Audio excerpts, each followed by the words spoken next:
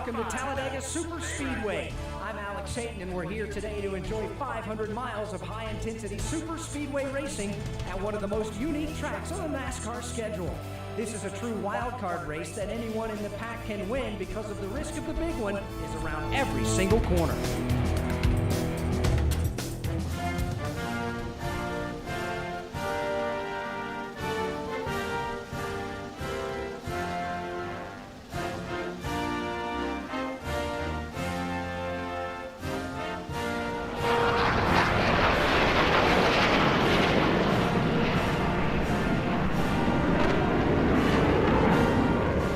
Pre-race ceremonies are done, and we're ready to head down to pit lane, where the drivers are making their final preparations.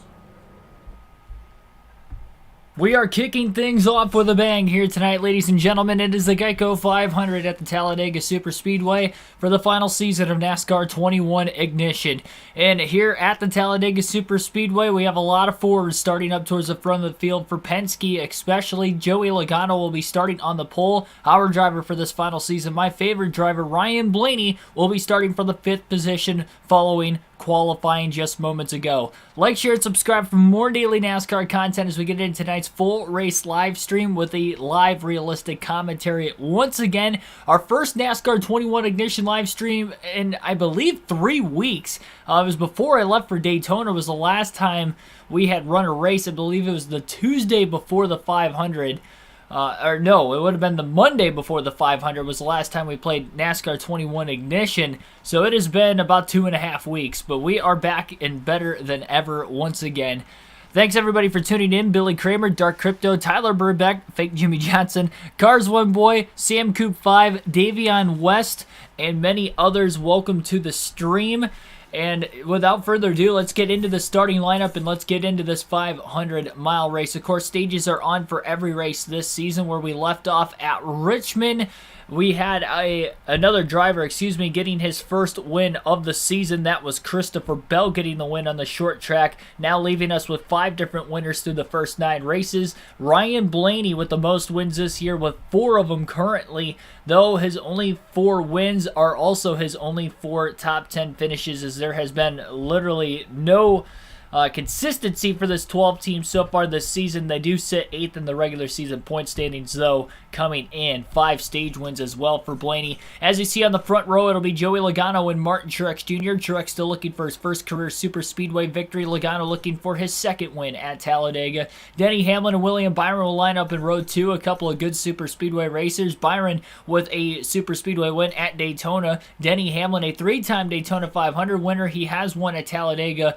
twice in his NASCAR Cup Series career as well. Ryan Blaney and Alex Bowman will line up in row 3. Ryan Blaney, a 2-time Talladega winner. Alex Bowman looking for his first win at the racetrack. Christopher Bell and Kyle Busch will line up in row number 4, and all JGR Toyota group in row number 4. Bell coming off that win at Richmond, as we just mentioned. Kyle Busch searching for his first win of the year. He was a Talladega winner back in the late 2000s. Chase Elliott and Austin Dillon will round out the top 10 in row number 5. A couple of Chevrolets. Elliott, a 1-time Talladega winner. Austin Dillon, a 1-time Super Speedway winner. The winner of the 2018 Daytona 500. Patrick Shadley, welcome to stream. The next-gen tire issues area fixable for this game is not. Yes, the next-gen tires will definitely be fixed.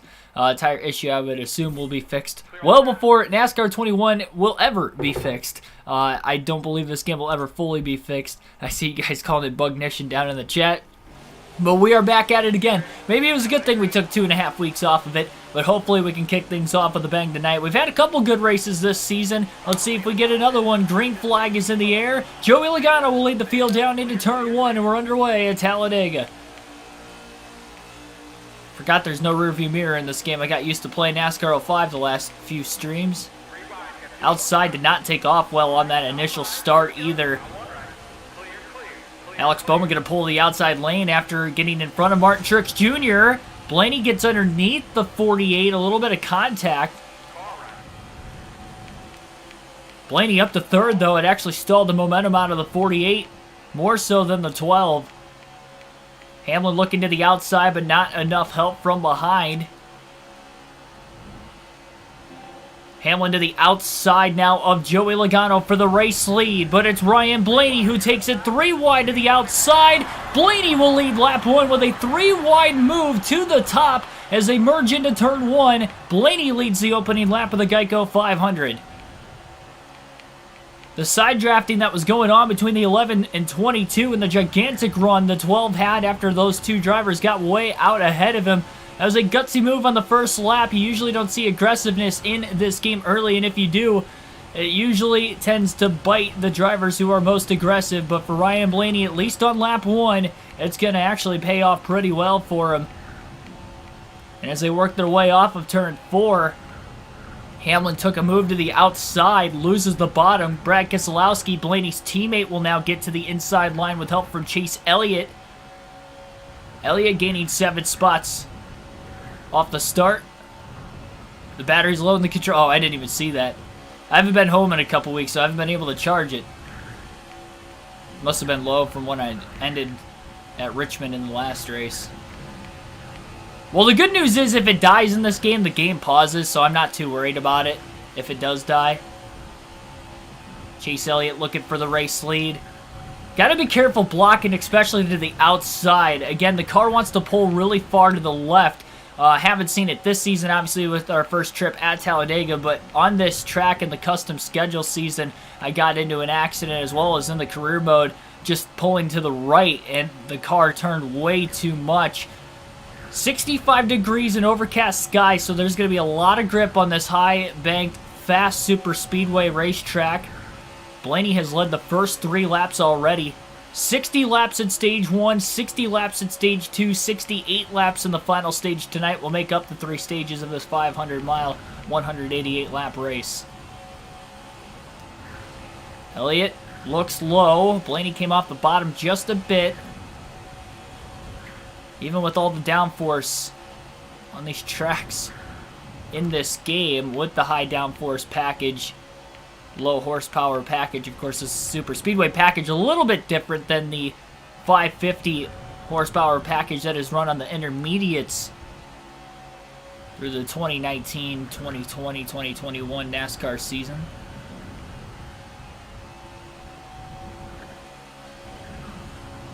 Had a sound glitch. I'm trying to read that. I will at Vegas. Might want to be careful reading that in the middle of the corner. Especially this game. And no rearview mirror. Chase Elliott's got a gigantic run. Take a look to the outside once again. Blaney thought about blocking him. He'll stay on the bottom and stay hooked to that double yellow line. He feels comfortable out in front of the field. So far, at least. Chris Buescher, Ryan Newman, a couple more Fords, both for Roush Fenway Racing in the top 4. And not RFK yet, with this being last year's game. Keselowski still in the deuce. I did not see Blaney leading the first 5 laps, especially from starting in 5th. What a 3-wide move to the outside on lap 1 to get to the lead as they were working their way back to the start-finish line. Elliott again looking to the outside. Blaney again chooses really not to block. Didn't even really show an attempt to block that time. Stays hooked to the double yellow line. And Elliott's got to be careful making those moves. He's been able to get back down to the bottom in that hole in second place the entire time. But not that last go-around. As I believe the 2 Roush cars were able to draft their way up to 2nd and 3rd. Let's see if they can maybe team up to gun Blaney down. Chase Briscoe also inside the top 5 following. Fords run 1, 2, 3, and 4 at the front of the field as we are on lap number 7.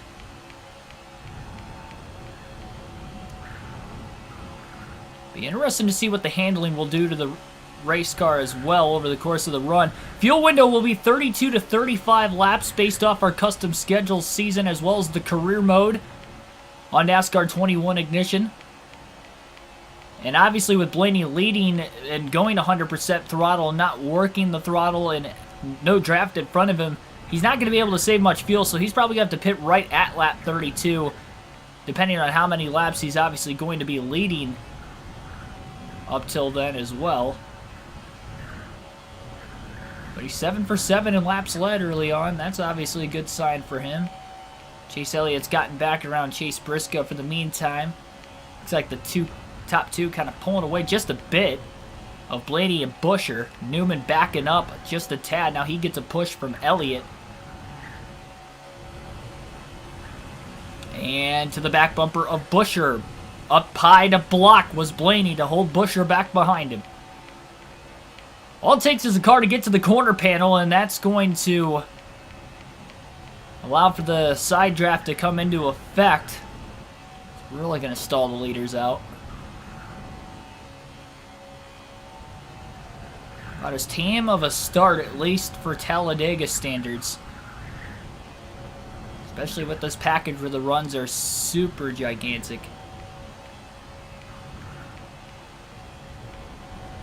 Outside of Chase Elliott, we have not really seen any other Chevys up here. Now we have Kyle Larson getting up there, trying to maybe link up with his teammate Elliott. Larson is on the bottom. Elliott's on the outside right now. Ryan Newman is up to second place. Buescher nowhere to be found as he might have lost the top 5 positions. Ricky Stenhouse Jr., Eric Jones also getting up there. So all of a sudden, when it looked like there were a lot of Fords towards the front of the field, now the Chevrolets are starting to work their way forward.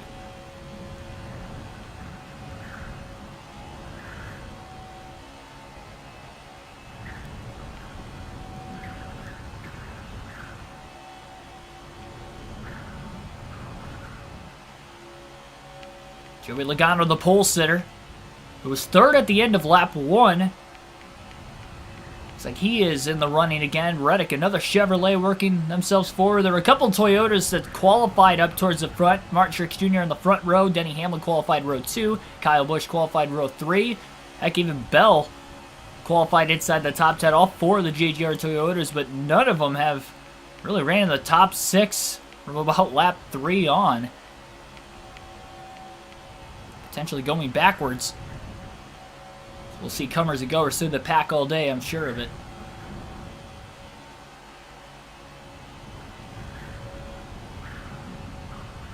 Ten laps complete, 50 laps to go in stage 1.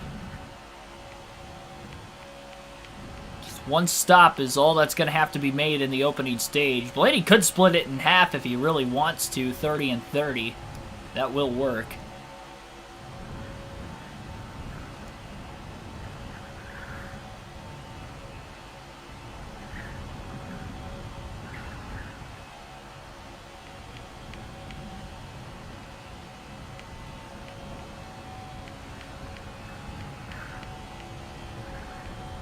I was wondering what that was at first. It was a shadow of one of the airplanes.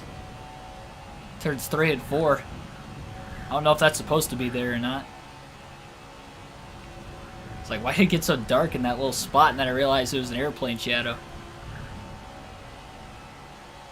Remember on, oh man, what race was it? Was it the career mode or was it the custom schedule season when we were at Talladega and there was like a line of trees going all the way to the heavens?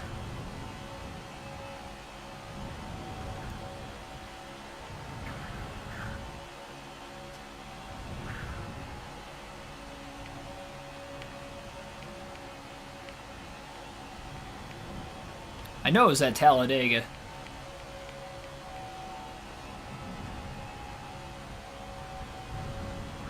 Rather have Heat 5 AI. I think the game in general, Heat 5, is 10 times better than NASCAR 21 Ignition. The only thing that's better about NASCAR 21 Ignition is the graphics. It's literally the only thing better, in my personal opinion.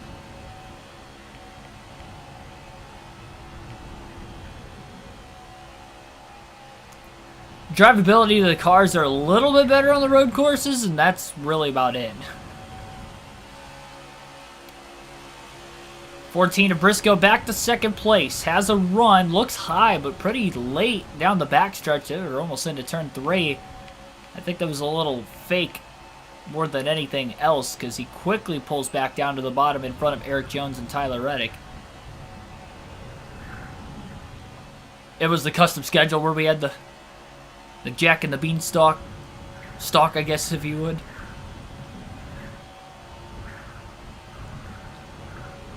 At least somebody remembers.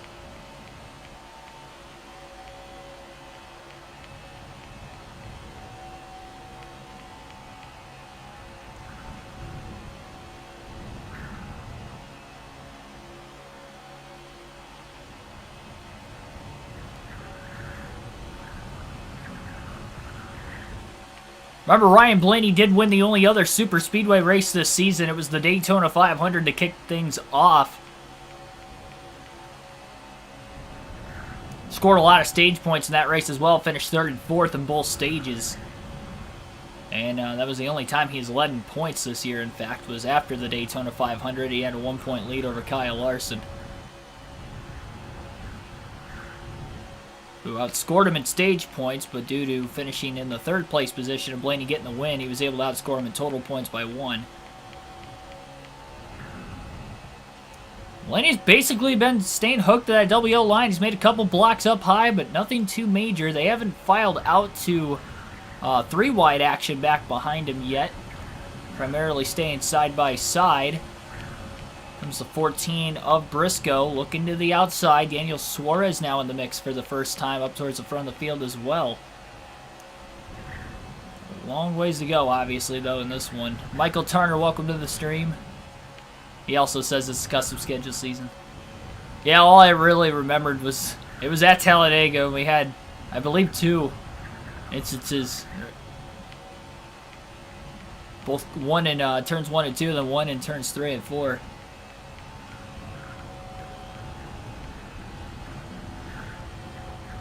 I wonder if we're going to see that again today.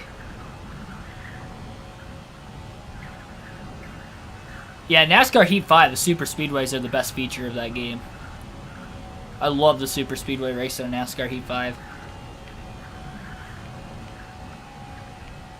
I'd say the road courses when you have stability help on are second, to be completely honest.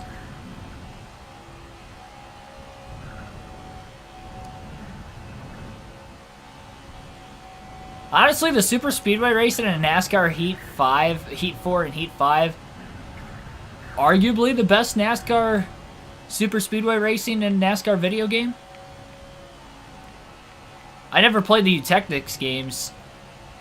I heard 15 was pretty good, but I haven't actually played it myself. But of the games I've played, as far as Super Speedway racing goes, that might be the best. Now, Daytona and Talladega were fun on the EA Sports games, but if you made it to a green flag pit stop, it got pretty spaced out, and you couldn't really get bunched back together unless you had a caution. It was hard to hold on to the draft when you had less cars, too. It was very difficult in its own right. But really, not that comparable to the Super Speedway racing in the modern NASCAR games. Inside Uranus, welcome to the stream. Thanks for the $5 super chat. Thanks for buying water at Auto Club. Had a great time. I did buy. Oh yeah, that's right. We did have. I forgot I did get the water. I'm surprised you didn't say anything about the beer.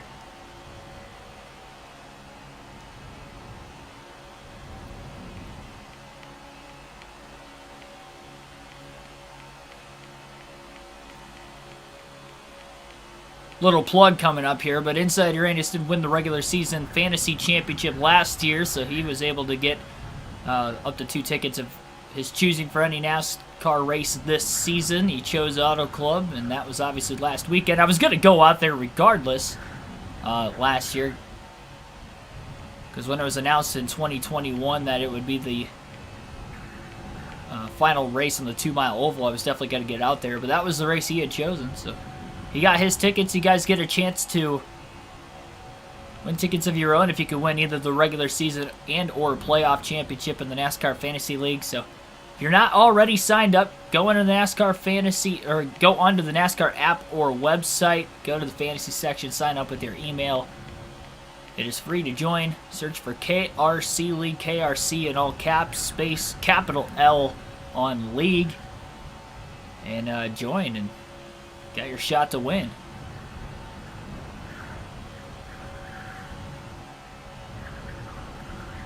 Looks like we had a bot down in the chat. Is that who that Jonah Lynn person was? Not even going to attempt to try and say that first name. That fake first name. There's too many consonants. Looks like there's one car that got stranded and lost the draft that's working his way right now through turns 3 and 4. And Daniel Suarez and Kyle Larson, a couple Chevys, Tyler Reddick right behind there, Jones. Looks like we have about 4 Chevys lined up behind the Ford that has led every lap so far. 20 laps complete. When they get back to the start-finish line, Ryan Blaney from the 5th starting spot has led them all.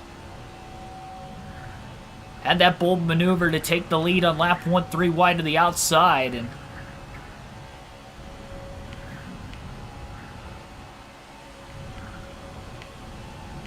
been on cruise control ever since. 40 laps to go, though, still in the opening stage, with being 20 laps complete. Actually, there's more than one car that this lead pack is starting to close in on, and I wonder if that's going to space this pack apart any. So William Byron inside the top 5 for the first time now. Kyle Busch back inside the top 5 as well. See if Larson and Byron can get linked up. Right now, they're not.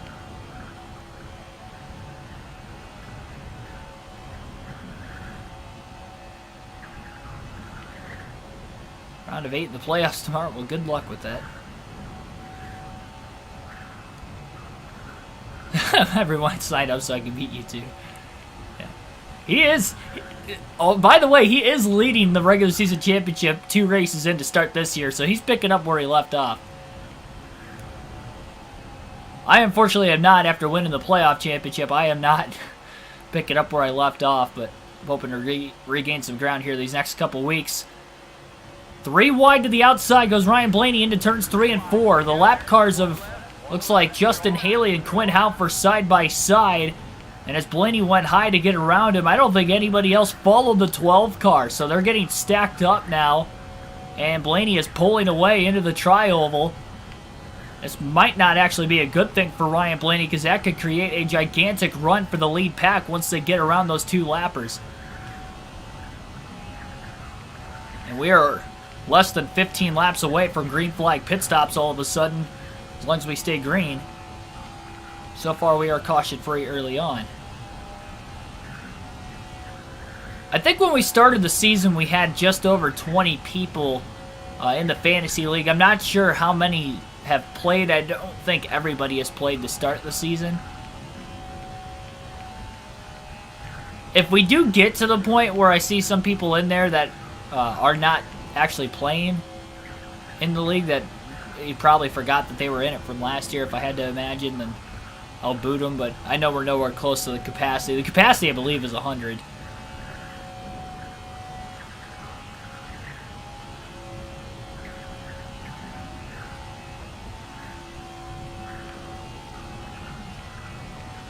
At 5 wide at Talladega. I do not trust 5 wide in this game. I don't even trust 3 wide majority of the time, but we made it work a couple times already in this race. Both times I was on that 3rd lane, believe it or not. A lot more lap cars coming up, though, very shortly. Though Blaney by himself, it's going to take some time to likely catch those cars in front of him. He's got about 3 seconds over Daniel Suarez, Kyle Busch, Kyle Larson, the rest of the lead pack behind him.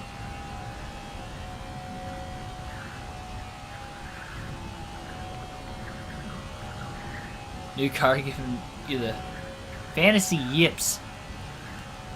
It's early. We're only 2 races in.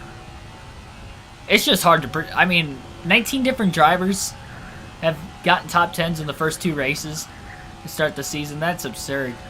Like, that's how hard it is to predict right now for anybody.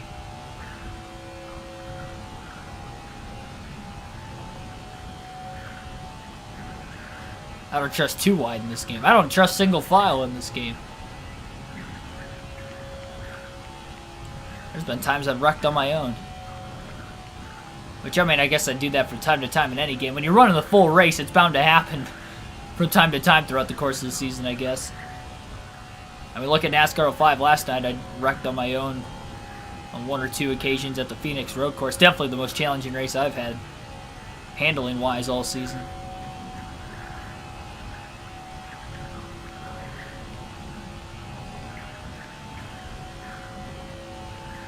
We've had 2 races on that season and just 7 races in which we have had more cautions than any other race ever on the channel. And they've both been in the last, what, 3 races? For the Cup Series at least. 20 cautions last night at the Phoenix Road Course, 36 at the Talladega Road Course. Insane.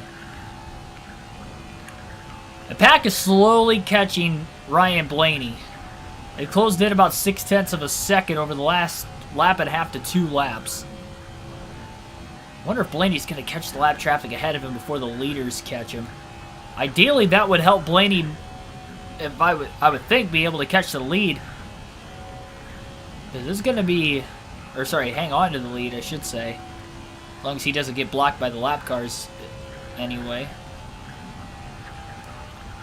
Because they are definitely closing in. They're not extremely packed together, but that is going to be a run that's going to be very difficult for Blaney to block.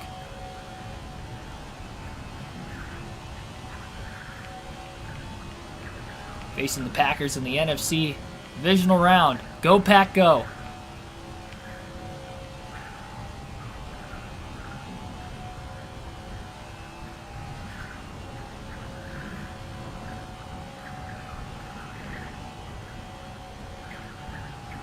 I don't trust the game. Oh, wait, I don't have the game.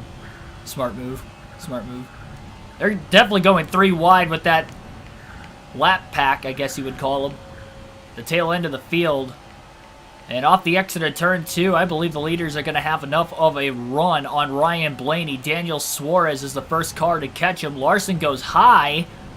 Denny Hamlin, it looks like, was going to stay with the 99 of Daniel Suarez. Kyle Busch also in this lead pack. And now Blaney will charge this field on. He has led the first 28 laps when we get back to the start-finish line this time around. Off of turn 4, there are 2 more groups of lap cars that the leaders are closing in on, as we're really 5 to 10 laps away from green flag pit stops. And where will Blaney go with the lap cars in front of him? He's going to go to the outside. That's what's worked out for him so far. In that 3rd lane up near the wall. 3 wide. Not sure if any of the leaders are following him. Right now, Blaney is going to stay consistent with the outer lane. It's worked well for him in lap traffic and even in the lead lap traffic as well. Everybody basically stays low, the lap car wise at least. And Blaney's able to get around them all. Takes a quick glance out of the rear view. Ooh, and the car jumps sideways just a bit into turn 3. Had to lift. Really one of the first times all day he's had to lift. That was on his own. That's how difficult, with no stability help, this game is, even on the super speedways. It's a good thing he was able to catch the car, because it's not easy to do that in this game. You guys might not have even seen a wiggle, but there was definitely something there. Just wanted to snap to the right all of a sudden going into turn 3, and Blaney did a great job not overcorrecting it. Next 3 lap cars are Austin Cindric, Ty Dillon, and Corey LaJoie. Blaney not quite close enough to get a draft off of those guys yet.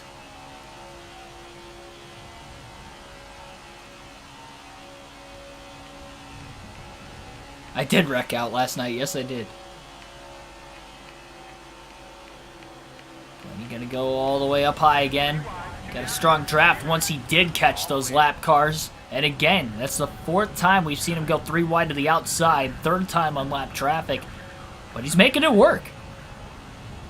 Ryan Blaney has led the first 30 laps at Talladega. We know him as a good super speedway racer. And obviously, again, he won the Daytona 500 to start this season. But he is off to an extremely good pace here early on. Racing very smart. He's been aggressive. But he hasn't even bump drafted anybody yet in this one. He's been aggressive with the moves he's made, and if drivers have followed him or not, he's still made it work. We just passed halfway through stage 1 when we get back to the start-finish line this time around.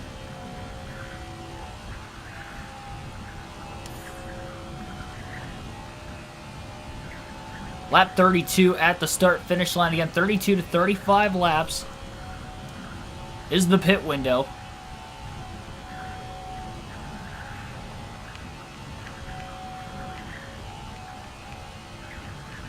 And now it's going to be on the pit crew. for this 12 team.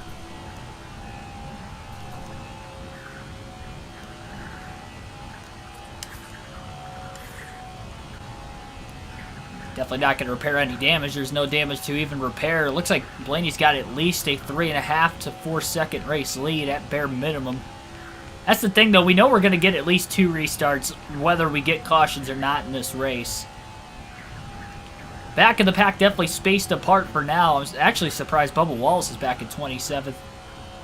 His first career win came at Talladega last season. In real life, at least in the fall. We know him to be a good super speedway racer.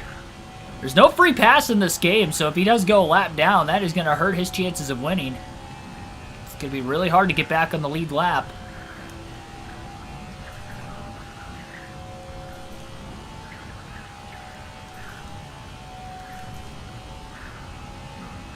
And Blaney's going to go fuel only when he does make his way onto pit road.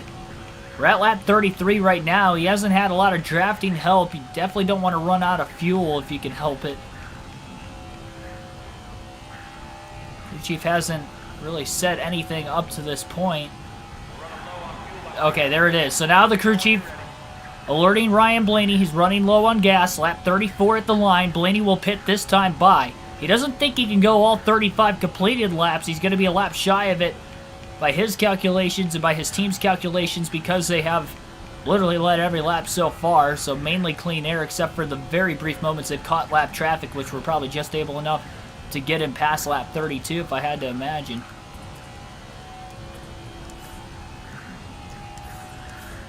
So again, no adjustments for Ryan Blaney, and it'll be a no tire stop.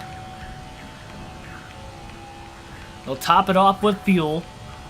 He's got to make sure not to lock the tires up because he is not taking any tires.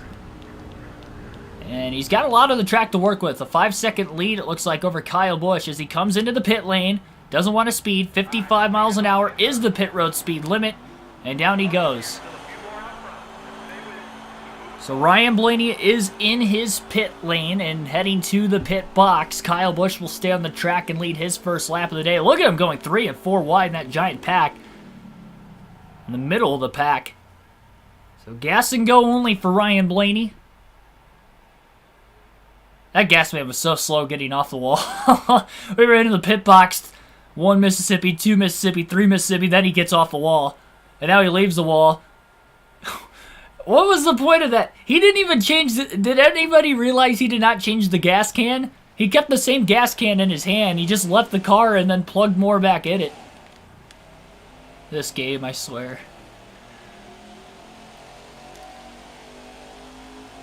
Blaney working his way back onto the racetrack.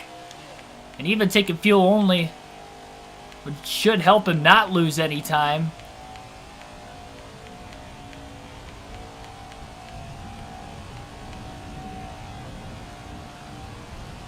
Still may lose time. But Kyle Busch leads as the first lap Ryan Blaney has not led all race long. As he gets up to speed down the backstretch. Still on the lead lap as well, so if we were to get a caution, he'd be in a safe spot.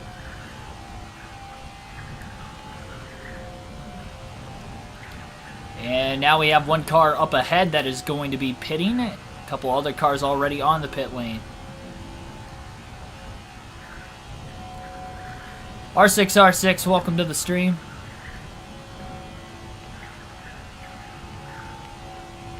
Kyle Busch looks as if he is in the pit lane now. Caution is out. Back in the pack, our first caution of the day. And it was as most of the field was trying to get to pit road for green flag stops. So no surprise that the caution came out there.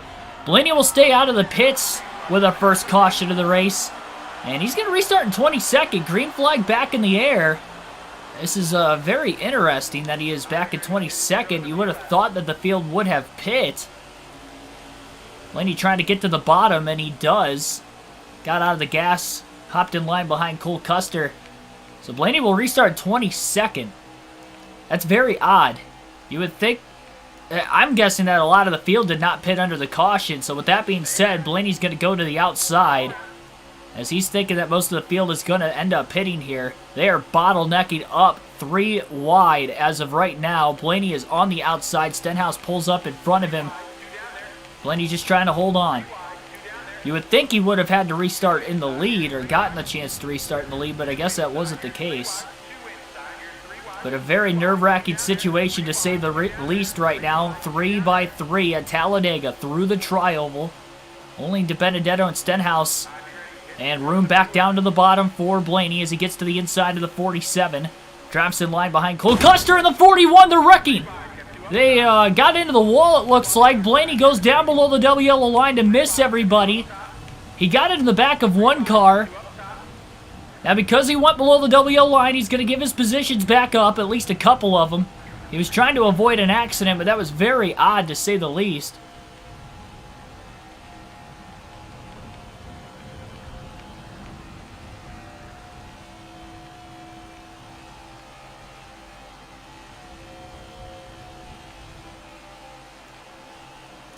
And now they'll pit. Blaney trying to gun it, and around he goes. Into Eric Jones. Cars are spinning on the front stretch. Will we get a caution? Blaney still slides. Somehow we stay green. No caution flag. He thought they were going to pit the lap before. They did not. And now we have a caution. Caution is finally out. That was very odd. Santiago Kid, welcome to the stream. You have now just seen the second caution of the race. And Ryan Blaney is going to have to pit to repair some damage after being involved in this one. And that is very unfortunate to say the least. He's not going to take any fuel or tires though. But he has some heavy damage. He tried to check up, but they all came to a stop on the racetrack. It's not... See, that's one thing with this game. They slow down on the track and then pit. They don't hit the apron and then slow down, or slow down as they're hitting the apron. They don't hit the apron until they absolutely have to dive into the pit lane. Green flag is back in the air, though, at Talladega. You can see Austin Cindric's got some damage from the accident, as well as Ryan Blaney. The green flag is back in the air. It's like that lead group is starting to pull away a bit. Blaney trying to bump draft Cole Custer, trying to get him going. He's going to be stuck behind Justin Haley on the bottom lane, who's not moving right now. Oh, tried to bump draft Haley. Haley gets shuffled out of line. They're 3 wide now. But that lead pack is pulling away. I'm not sure how many cars are on the lead lap, how many are lapped down, but they are going 3 by 3 up there. Blaney in 14th. Going to try to lead this second group to the front. And you wonder how much damage is on the nose of the car that could potentially slow this race car down. 11 laps to go in stage 1 at the line.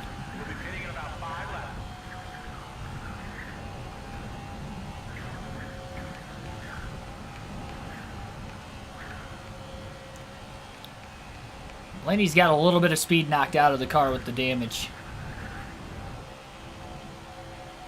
He had led the first 34 laps of the race, sorry, 33, before coming into the pit lane on lap 34. He hasn't led since, and unfortunately he's back in 14th, 4 seconds off the lead pack.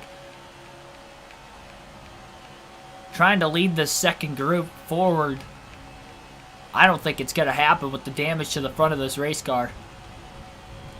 10 laps to go on the stage. He's probably hoping for another quick caution. And this is unfortunate because not only is it going to cost him a good shot at the stage win, but it is likely going to end up costing him any chance of any stage points, let alone the stage win.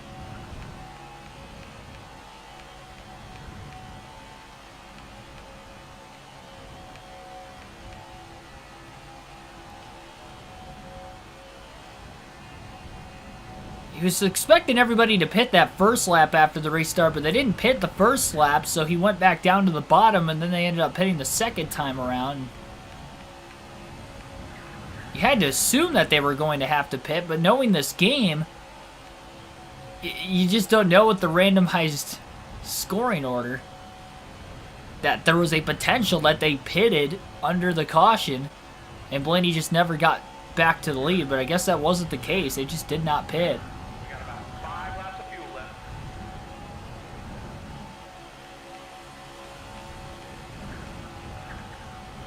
Cole Custer in the 41 car trying to make a move to the outside. Blaney trying to lead this pack of cars forward if he can help it.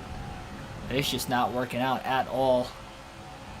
It's going to be tough to stay with that lead pack today with the damage to the front of the car. So this race is kind of turned upside down for Ryan Blaney all of a sudden. It's unfortunate for him to be involved in that accident.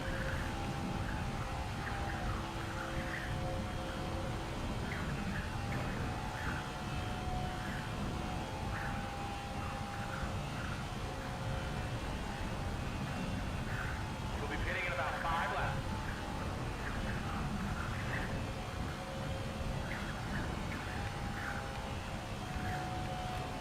And now with, really since those sets of cautions came out, it's going to be hard to dictate when Blaney will have to pit in the stages going forward.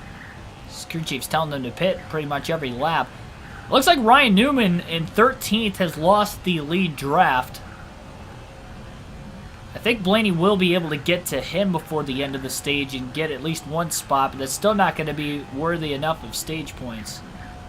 I have an itchy butt. Welcome to the stream. You might want to get that checked out.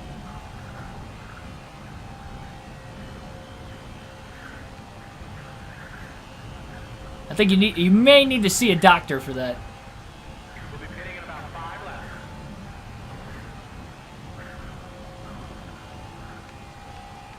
15th place car of Martin Truex Jr. Work his way to the back bumper of the 12 of Ryan Blaney. And he's going to actually just look to the outside. All right, hold your line. Clear, clear, clear.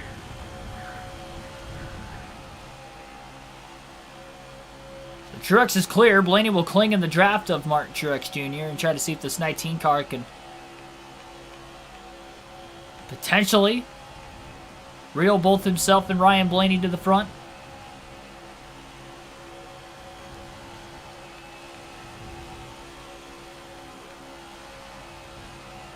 Definitely closing in on Newman a bit quicker.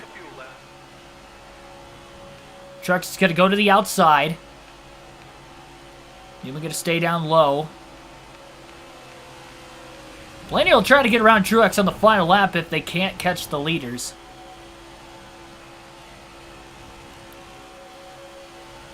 Blaney going to bump draft Truex down the back straightaway. Very aggressive in the draft at 197 miles an hour. And they seem to be closing in, at least on a couple of those cars towards the back of the pack. They were 2 and 3 wide. These guys stay single file. They might actually have a chance to catch them. Problem is, we're coming to 5 laps to go in the stage. Blaney going to make sure he is not going to bump draft Martin Truex Jr. unless they are on the back straightaway. But they are still managing 196 plus miles an hour, even with him burping the throttle behind Martin Truex Jr. So it's a good thing Truex got in front of Ryan Blaney when he did. Because they are coming. But will they have enough time? Even if they don't have enough time to actually get to the front to win the stage, do they have enough time to at least catch the pack and have a shot to get some sort of stage points? Salvage what they can. I think that'll be possible. 4 to go at the line around this 2.66 mile super speedway.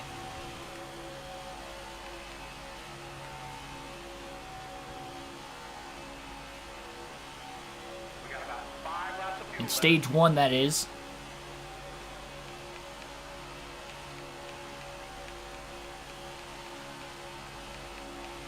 Blaney going to be a little bit more aggressive and try to bump draft Truex on the back straightaway again. To get off the exit of turn 2, he gives Truex a massive shot.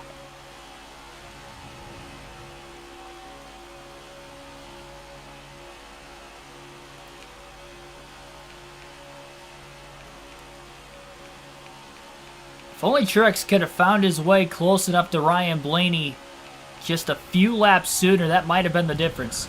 Blaney going to push Truex off the exit of turn 4 now. 3 to go at the line. It's a little over 7 miles yet. About 7 1/3 mile. In the middle of turns 1 and 2, he's going to bump draft Truex. Blaney's definitely getting risky. It's either going to turn the 19 car or it's going to help him increase speed one way or another. It actually looks like that lead pack is broken apart again. So 12 and the 19 are linked together into turn 3. Break apart there for a brief moment at least. And they're losing the lead pack. They don't have the numbers. Truex goes wide. Blaney underneath them, going to try to at least get this spot with 2 laps to go in the stage. They are side by side now. Ross Chastain all by himself out in front. Remember, Blaney's got the damage, so even though he pulled out a line, he didn't have any help behind him to try and make this pass on Truex. More lead lap cars in the pack back behind him yet. Caution. That's going to end the stage. Stage 1 will come to an end with a caution with 2 laps to go in the stage. Kyle Larson is going to be your stage 1 winner at Talladega. Christopher Bell will finish 2nd, Michael McDowell 3rd, William Byron 4th, Tyler Reddick will round out the top 5, Daniel Suarez 6th, Alex Bowman 7th, Austin Dillon 8th, Matt DiBenedetto 9th, and Brad Keselowski round out the top 10 at stage 1. I'm not sure how many cars finished on the lead lap in the opening stage, but we had a caution in the middle of green flag pit stops, which kind of trapped a lot of the field a lap down. But I would say at least half of them are on the lead lap. I'd say at least the top 20 are on the lead lap. Started using Cody Ware posters. Oh my goodness. Even the autograph posters, oh no. Hey, bump drafting in the turns work there. It works in NASCAR Heat 5 if you can. You don't want to like start the push in the middle of the corner in NASCAR Heat 5, but if like you're connected to them, like on the straightaways and you lean into the corner, you could still push him. But Kyle Larson wins the stage. Let me take a picture of it real quick. I gotta grab my phone and then we'll get stage 2 underway.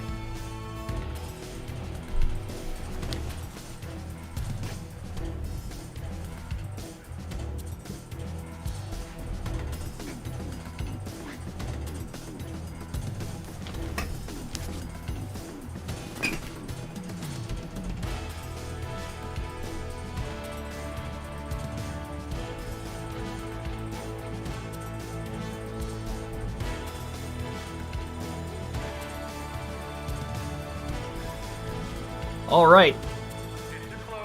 So unfortunately for Ryan Blaney, got caught up in an accident and he was unable to win this opening stage or even get any stage points for that matter. He's going to pit 4 tires and fuel during the stage break. Going to work on repairing a little bit more of the damage to the race car as well. And outside of that damage, simple bump drafting has been the only contact he's made this entire race.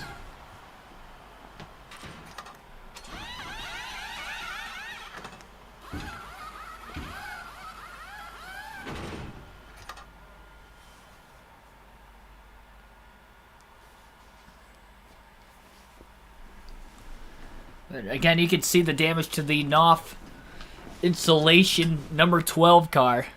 Place of the 48 get. Oh, geez. Was he in the top 10? If he was in the top 10, I would have read him off already. If he wasn't in the top 10, I'm not sure. Looks like there are 22 cars on the lead lap. Green flag back in the air. Ryan Blaney at the back of the pack. He's on fresh tires. He's going to try to launch himself forward on the restart. We have a caution. So this should help him get through some of the pack. He shouldn't have been behind the lap cars anyway, but caution on the restart. Green flag back in the air now at Talladega. That was our 4th caution of the race. Blaney up the middle, another caution. So we're starting to get caution after caution here in stage 2 all of a sudden. Blaney just trying to pick him up, put him down on the restarts. I don't know what the caution keeps coming out for. There's nothing happening. How many cautions is that now? That's 3 at the start of the stage break. We had 3 in stage 1 and already 3 at the start of stage 2. I mean, Blaney's just going to keep staying out of the pits until he gets back into the lead. We keep getting these cautions. They may be able to make it on fuel this entire second stage. Keeps gaining 1 to 2 spots on the restart. All right. Hey, we'll play this game. It's working out so far. But does he have enough time to actually get to the front before the end of stage 2 is the next question. He didn't get as good of a launch that go around. Caution's out again. Still stuck at 15th. We are now halfway through stage 2 already, and we have seen now 8 cautions total in the race. It's a good launch on the restart. 3 wide to the inside. Another caution. Oh my goodness. What if the rest of the race is like this? I hope not. I hope at the end of stage 2 it's... Game is still broken. Yes, it is. Tony444, welcome to the stream also. I mean, Blaney's going to have to pit before the end of the... Well, the rest of the field is going to have to pit even before Blaney, considering they did not pit during the stage break. Ryan Blaney stays out again. Looks like he's going to restart in the 14th position. On the outside lane, green flag back in the air. And, yeah, he's going to pit. Blaney will pit now, trying to break the curse. It looks like we've had 10 cautions total in the race all of a sudden. 7 of them to start stage 2.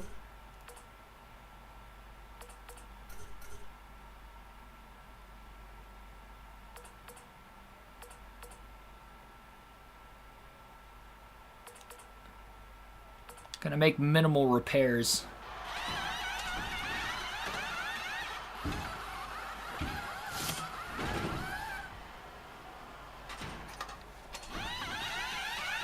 Glitch Nation.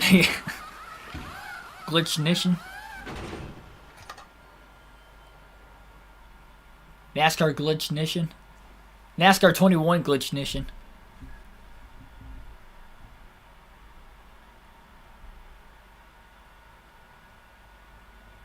Oh, jeez.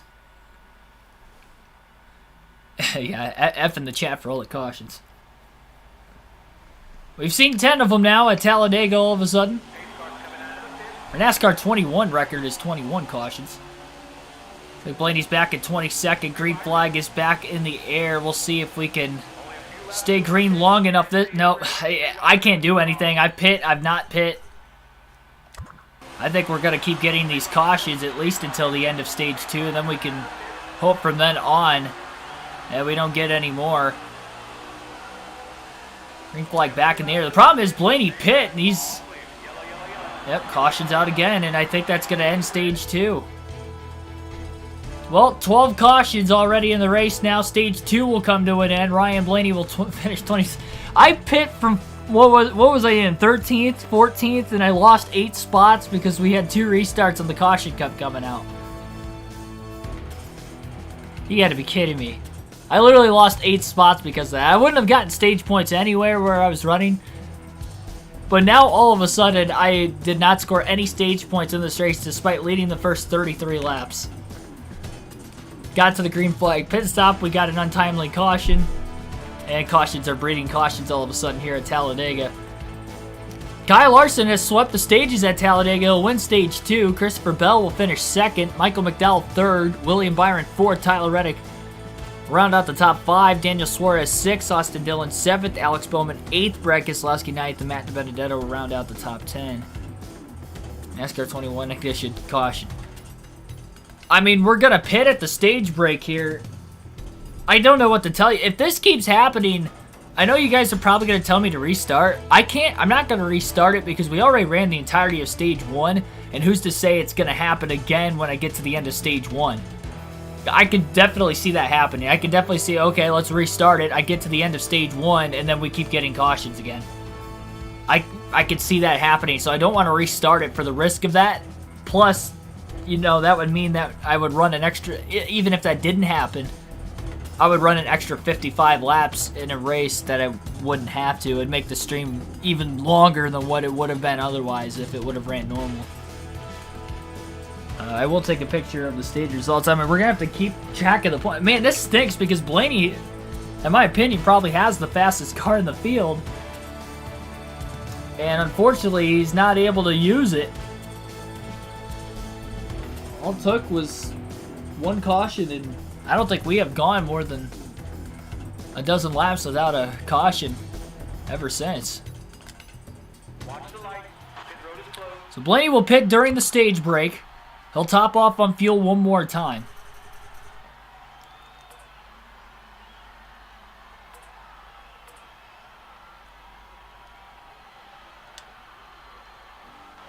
It doesn't look like anybody else is going to be in the pit lane either.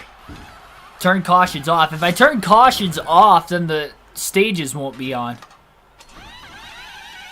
And we need to keep the stages on for the consistency's sake of the season. It's going to do that in stage 3. I hope not. I'm hoping it doesn't. I mean, they're going to have to pit at some point, though, right? You would think. And maybe if the AI pits, then they won't. But then again, they haven't pit under caution this entire race. So I don't know, unless they just run out of fuel. We'll see. Green flag is in the air. Final stage is underway at Talladega. They're definitely checking up on the restart. And there's the caution. There's nothing Ryan Blaney's going to be able to do here. He's going to try to get to the front of the field as quickly as he possibly can. But it looks like we're just going to keep getting cautions until we get to the end of this race, unfortunately. And he's up to 21st after that restart. It's number 14. And we might set a NASCAR 21 ignition record for cautions in a race. This is unfortunate. I mean, the race is actually going pretty smoothly and pretty good up until all this started.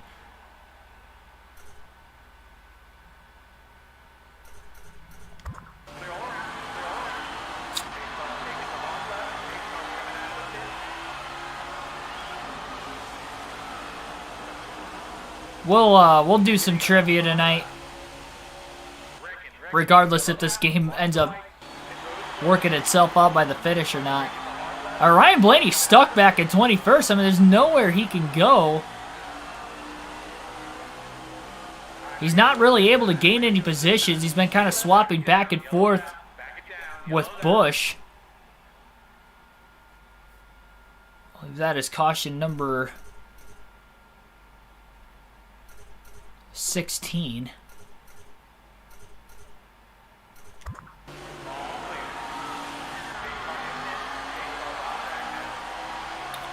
Once he gets inside the field window, he'll pit a final time. He's obviously not going to lose any positions. You never know, though.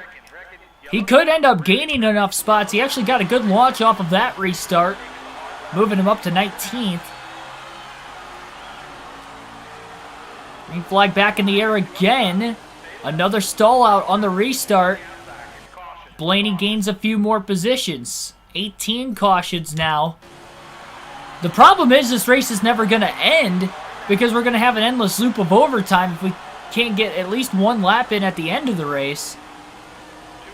But I think Ryan Blaney's going to have to stay out of the pits because he's finally starting to gain spots on the restarts. He's up to 13th. He's not been able to gain spots on the restarts for a while. Next caution will be number 20. And that is caution number 20. Sky got darker with no lights at Talladega. Did it get darker? I didn't really notice. And green flag again. Then you gotta hop to the bottom, but nothing doing there. He's starting to stall out again, but he has to stay out. I don't think he's going to get those spots back. All of a sudden, we only have 8 laps to go. He's up to 13th at the timing of that caution. That's number 22. Trying to get the lap 1,000. Oh my gosh.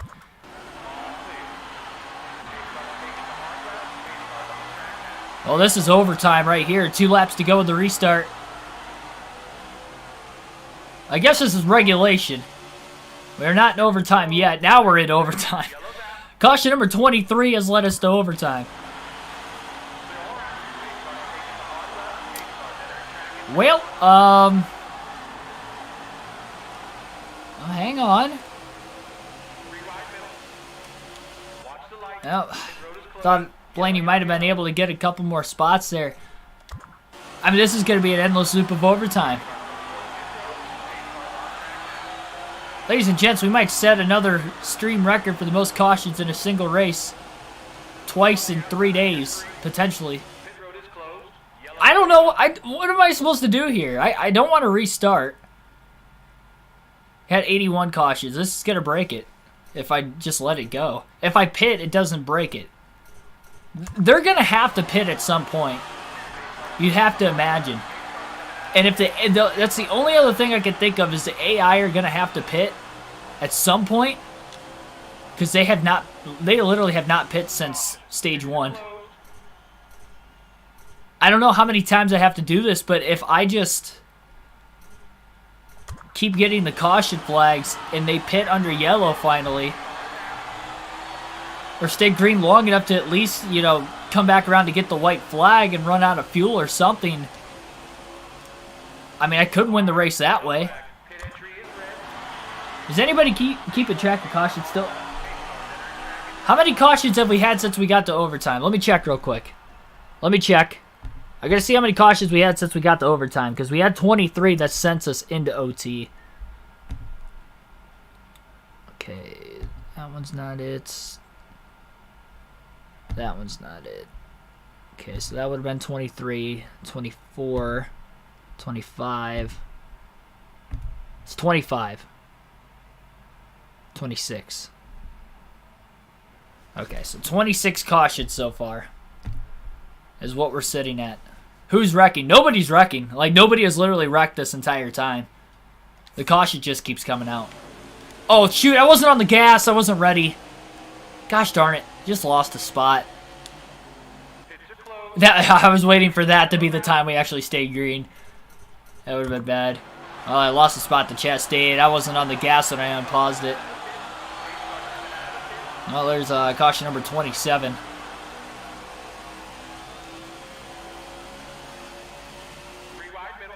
Well, this is definitely going to be potentially the longest race in NASCAR history as far as miles goes. That's caution number 28.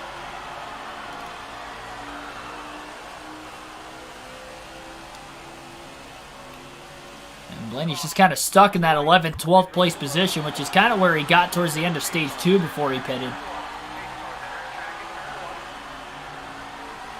But he pitted well before anybody else. Little bump trap to the back of Keselowski. Nothing doing there. What is that, 30? 30 cautions. We're going to break a stream record here. We're only a couple away, at least. Blaney's not able to get as good of launches on the restarts anymore. Cause a caution that flies before the caution. It's worth a shot.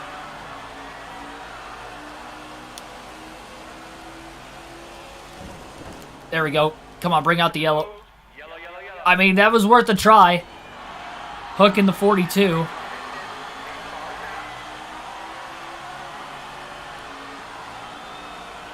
And I don't think that's gonna work. Yeah, that didn't work. It was a good idea though. I hadn't tried it yet. I'm just staying here long enough to break the stream record at this point.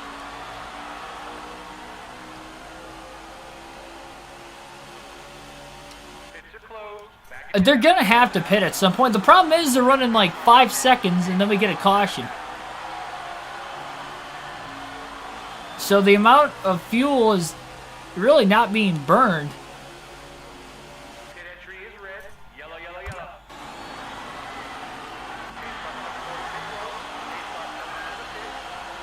The Coke 600 at Talladega. Do you imagine? Well, there's a good launch on the restart. Contact with the Benedetto. Nothing doing again. Tyler Burbeck's keeping track. I need you to keep track because I've lost track of caution so far.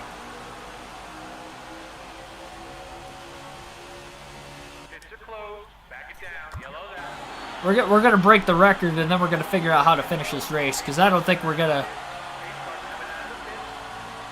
Let's get to 40. Once we get to 40, I'll stop. Or once we get to 40, I'll try one more, and then we're gonna have 300 laps at Talladega. This is already the longest race in mileage in NASCAR history. I mean, we're almost 200 miles further. I know the chat might be a little bit delayed. Way to end this race is to DNF. I don't want to lose the points. We have to find a way. It's already bad enough we've lost all the stage points. Oh, here we go, lap 300.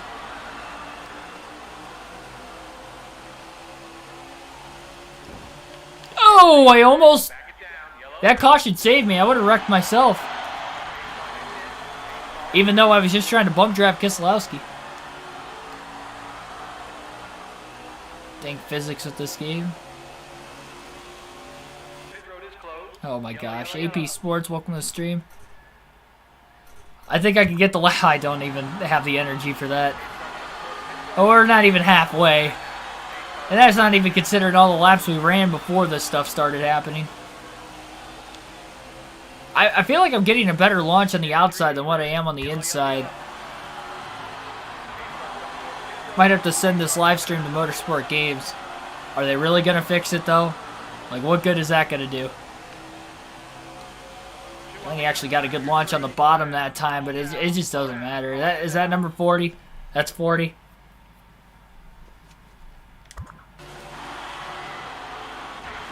I mean, these guys aren't going to pit. It's going to be an endless loop. 800 miles. We could go for 1,000 miles. The Geico 1000 at Talladega. We could go for that. We can go for 1,000 miles. I'm not going to go for 1,000 laps. But we can go for 1,000 miles. What do we have to do? 466 or is it? Probably. Did you hear him? Probably in the top 10 now. Are we? No, we're 11th. Oh, wait a minute. We're in 9th. I think there's some cars that have been starting to pit under the caution flag.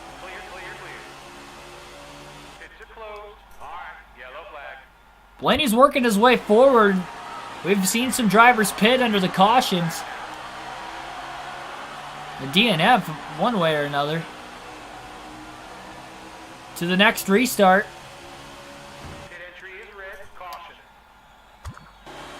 I'm just trying to get to 1,000 miles. The poor fan's going to be sword stiff. It reminds me of the 2000 Winston 500 where Dr. Jerry Punch, he was the lead lap-by-lap commentator for that race. And they stayed caution-free for like the first 80 laps. And they were like nonstop 2 and 3 wide. And every time they would cut away from the commercial break and go back to the action, he was just like, these poor fans are still standing with the excitement at Talladega as we have not had a caution yet. Just it was every time they either went to commercial or came back for commercial. It was always like, these poor fans.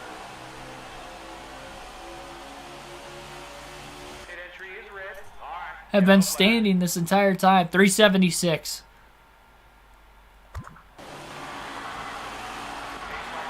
We're almost there. Well, this is a new stream record. I didn't think the Talladega Super Speedway, the NASCAR 05 Talladega road course race would be topped. Let alone, I did not think it was going to be topped like 3 days later. Or, well, no, this was last week when that happened. What was that, Wednesday last week? 8 days. 8 days later, we break the stream record again. I'm up to 7th, though.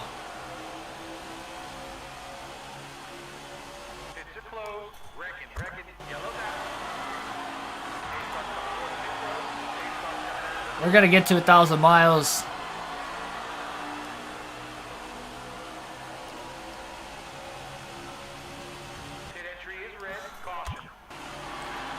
Yeah, so some of the field is pit. Oh, okay, another car just pit because Blaney's now up to 6th. Kyle Larson leads. Oh, I thought that was the furthest we went so far. We were just getting into turn 1. I thought it was actually going to stay green that time. Oh, well. Oh my gosh, we broke the game. Way to go. Oh my gosh. An error has occurred, really? You don't say. Did we get to 50 caution? Please tell me we got to 1,000 miles before that happened. I wasn't paying attention to what lap we were on. I think we did it. I think we got to mile number 1,000. NASCAR overtime. Yeah, there is no overtime limit. 51 cautions. And the game has broken. Well, we will finish this race. And that's what it took for the race to finish. We will finish this race. So what we will do now, I'm not going to have the... Yeah, race called due to darkness. There we go. It doesn't have lights. I guess I would be realistic in that aspect. So what we're going to do is we're going to have no stages. We're going to finish the race, at least for the final stage. I think what I'll do is I'll set it to 25%.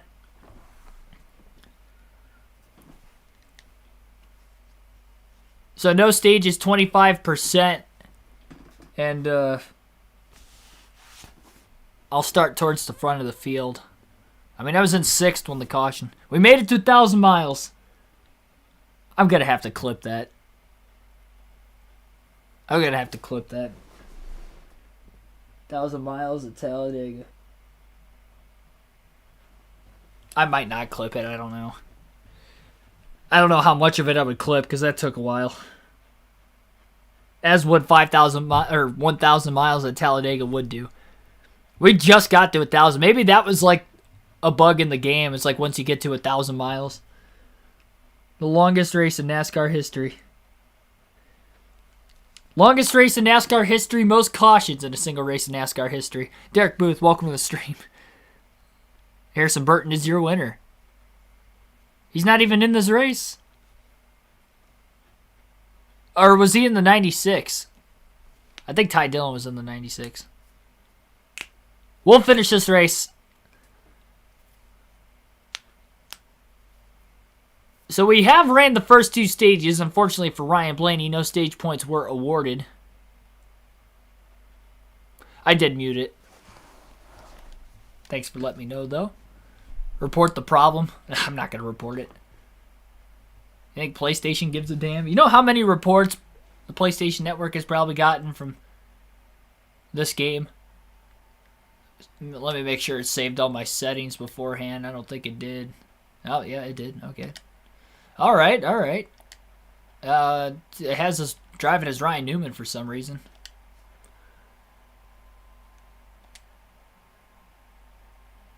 Let's go to Blaney. Find the Knopf paint scheme.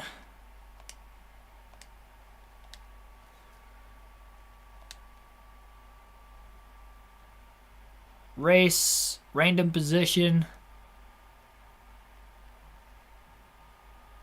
All 40 cars. And we'll just do 25%, which should be close to the front. Well, hang on. We might do 15. How many laps is 25?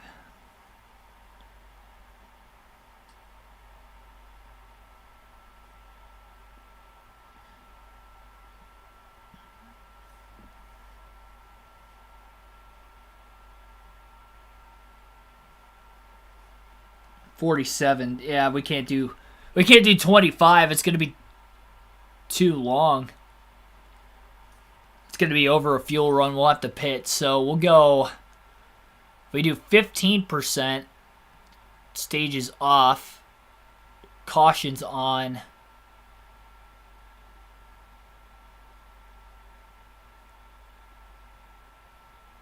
Let's see, 15.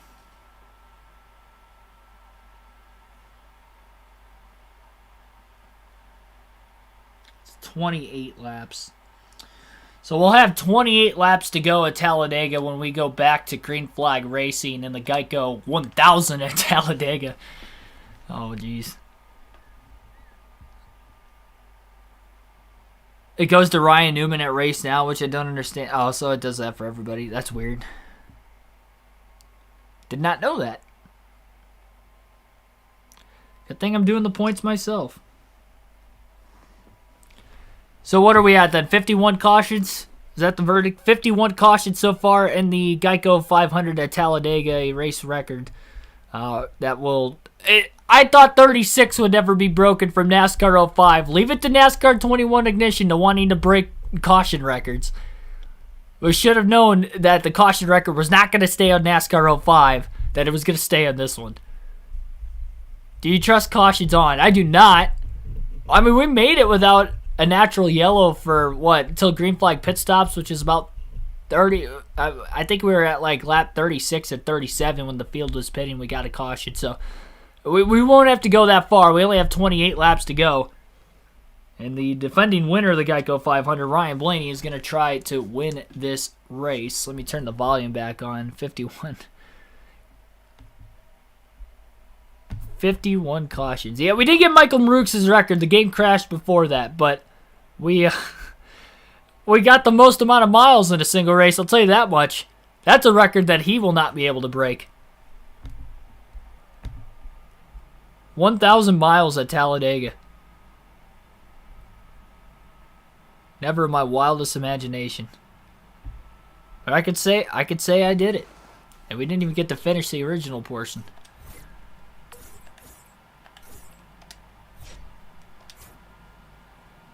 I highly recommend getting NASCAR Thunder 2003 as long as you have a PS2 or a GameCube. I'll probably get it down the line. Yeah, I don't think I've ever played NASCAR Thunder 03, to be completely honest. I might have, but I know 02 was the first game I ever had. I don't know. Well, hit that like button, everybody. We've had 20 people watching. This race is not over yet. We have about 28 laps to go.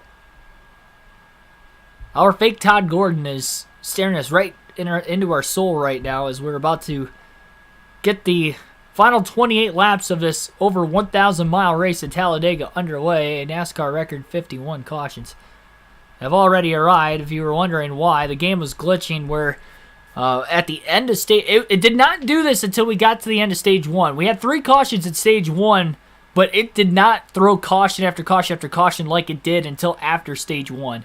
So it was something to do with the stages. Hopefully, it's just Talladega and they can get that fixed before we go there for the playoffs. And hopefully that does not happen in the remaining races this season. Otherwise, I will send that to... That would be the only way I'd send it to Motorsport Games, would be if we have this happen in the next race as well. 404 laps, and that's barring no overtime in this race. 1,074.64 miles. Oh my gosh. It's insane. Over 400 laps at Talladega. Alright. Well, the rate... Wait, where am I starting? Hang on, we gotta look to see where I'm restarting. If I'm at the... I'm 19th. Should I? Yeah, let's just do it. 19th. Whatever. That's where I was with about that many laps left anyway. I know I was in 6th. I would like a better starting position, to be completely honest, but...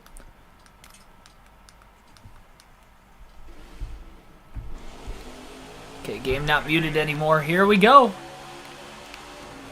Finish of the Geico 500 at Talladega is underway. 28 laps to go to the restart. Hold on, everybody. All 40 cars back in it once again. Ryan Blaney restarting back in 19th. No stage points despite leading 33 laps to start the race today. Nearly wrecking off of turn 2. Blaney rides the brakes off the exit of turn 2, giving a bump draft to the 15 of James Davison. Gonna stay glued to that double yellow line right now as they work 3 wide to his outside. Eric Jones up the middle. Chase Elliott towards the outside. 52 gonna move up. 17 gonna move up. Blaney follows the 34 of Michael McDowell. Can't tell who's leading this race right now, but they are coming to 27 laps to go. McDowell moves off the bottom. 3 wide. Blaney to the bottom in the tri-oval. Hamlin, McDowell to his outside. Has to be patient, working his way forward. Points leader Kyle Larson getting shuffled out of line, though Larson has won the first 2 stages of this race so far. De Benedetto looks high. Blaney underneath him. couldn't get back down as they stacked up double wide. Blaney's working his way towards the front of the field. So far, so good. 3 wide again, down the back straightaways. He stays hooked to the double yellow line on the inside of the racetrack.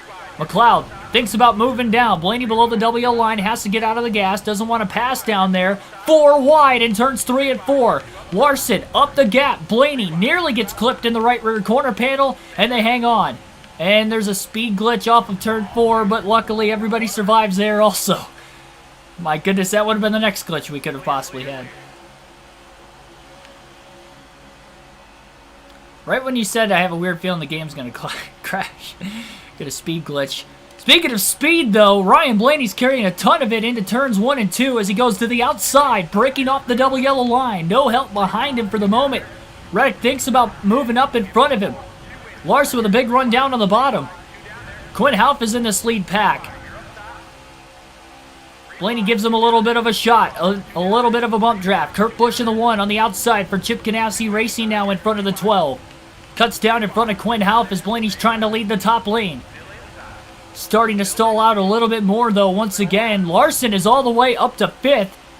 Trying to not only sweep the stages, but get the win. Blaney back down to the bottom in front of Quinn Houff, underneath Kurt Busch, as he's now up to 9th place of his own. Kurt maybe going to work with Ross Chastain in the 42. Big run down on the bottom, 3 wide, 1 car slowing up the inside. It's Joey Gase. Davison crowding Blaney, trying to side draft him. In that middle lane, Larson goes to the outside, 3 wide. A push to the back of Joey Gase, who's actually running the 28 car, not the 53 in this one, a Davey Allison throwback.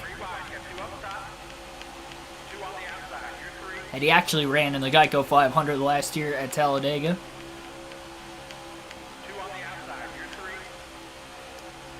And the 48 of Alex Bowman is the leader of this race. Larson is making moves right now, trying to get to his teammate. Got stacked up, Larson with a block on Blaney. Blaney lifts, lets him in line. Still a bit of contact, and look at the Chip Ganassi cars on the outside. Kurt Busch, Ross Chastain working together. Bell forces his way to the inside between both Blaney and Larson. It's been aggressive since the restart, but everybody's somehow holding on. Austin Dillon down low to block Larson now. Bell's got a gigantic run. Thought about going high. Instead, Larson goes high. Bell goes high. Blaney goes high. Larson going with his teammate, William Byron. James Davison still in the top 10. Could see an upset winner here in the Geico 500 to clinch a playoff spot.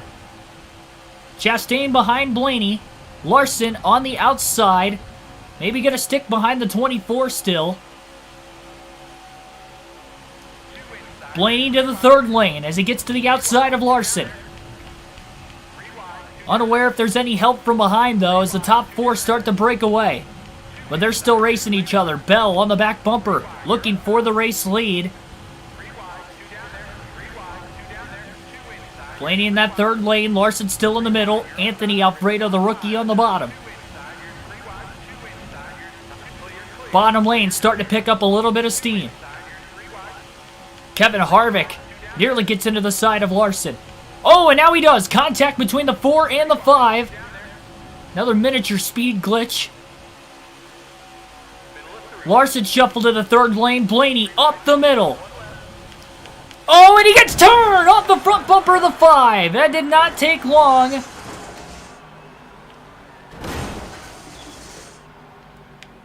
No caution.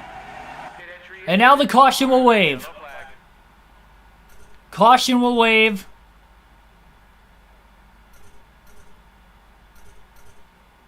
Ryan Blaney has damage. He's going to try to repair it. And it was hard to tell if he came up. It definitely looked like he wiggled just a bit. So it was getting tightly compacted together. I'm surprised they even made it that far without an accident.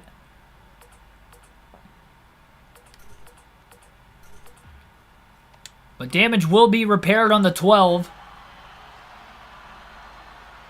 I don't believe he has a blown tire.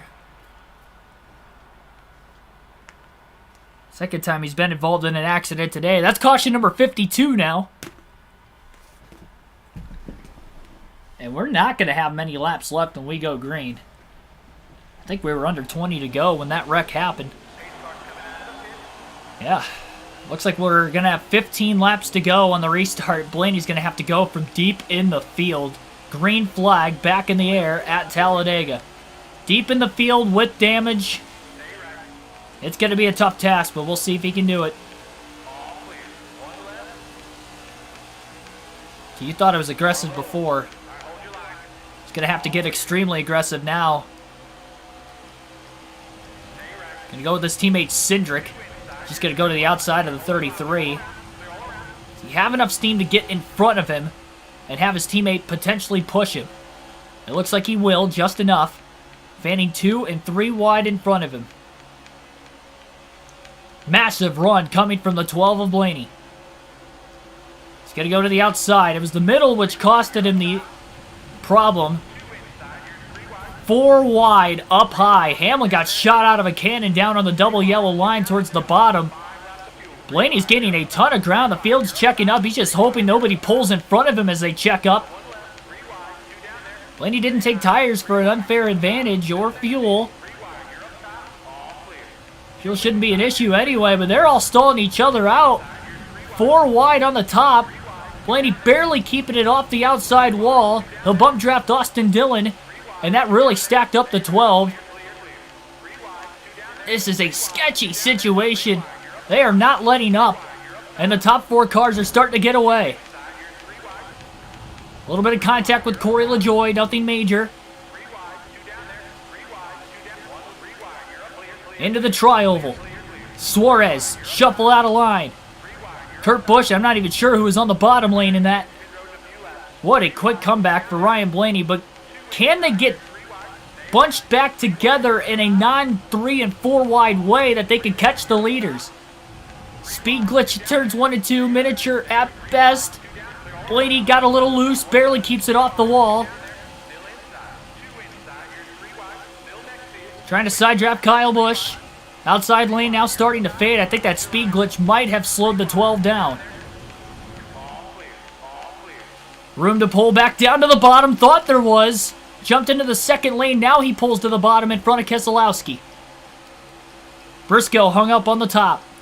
Can this second group catch the lead pack as they're starting to get back to single file racing again? The 18 and 17 pull out of line on the outside. So does Tyler Reddick. Blaney stays on the bottom behind Kevin Harvick, and he has gone from last to 9th in just about 4 laps. Harvick looks a bit wide. Stenhouse goes wide. Oh, contact between Harvick and Stenhouse. Harvick got into the left rear of the 47. Blaney went wide to try and miss him. He tries to side draft the 47. Not going to work. No help for Ryan Blaney right now. Had a chance to get down to the bottom. He didn't do it in time. Keselowski will go up to help his teammate. Top 4 start to string apart just a little bit. No rearview mirrors, making it very difficult to tell if Blaney's going to have enough room on the bottom. Now he has enough room. Guesstimates correctly in between the 42 and the 48 as he falls back outside the top 10 to 11. 12 laps to go in the Geico 500 at Talladega. All sorts of records today.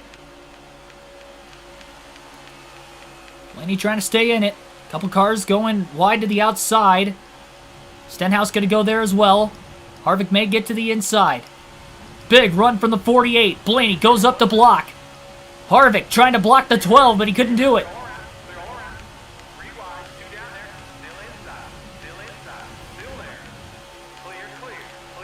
Blaney might get shuffled out. 48 back down to the bottom, as well as Tyler Reddick.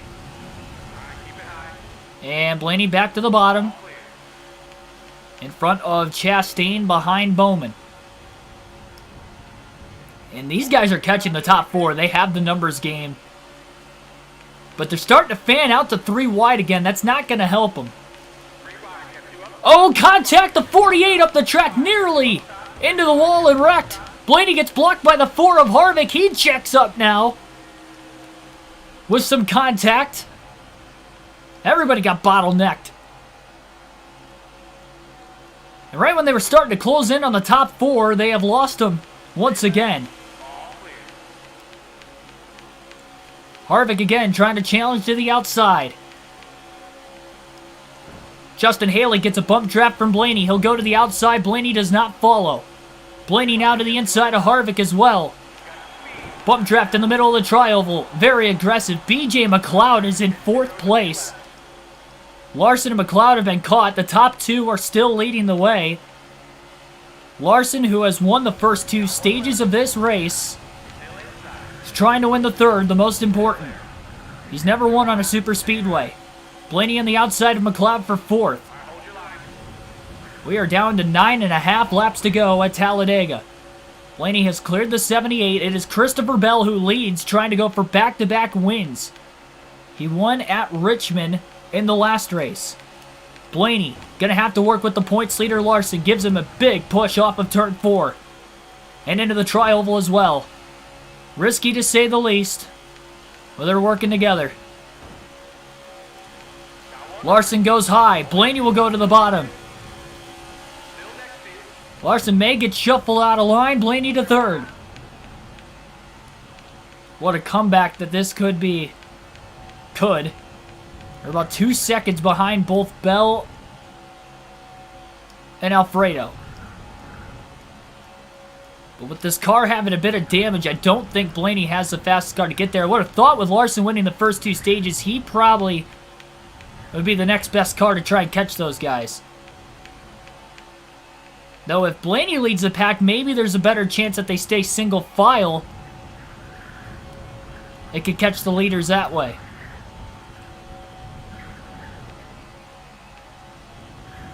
Eight laps left. They are running out of time. We got about 5 laps of fuel left. And they're not really eating into that gap either.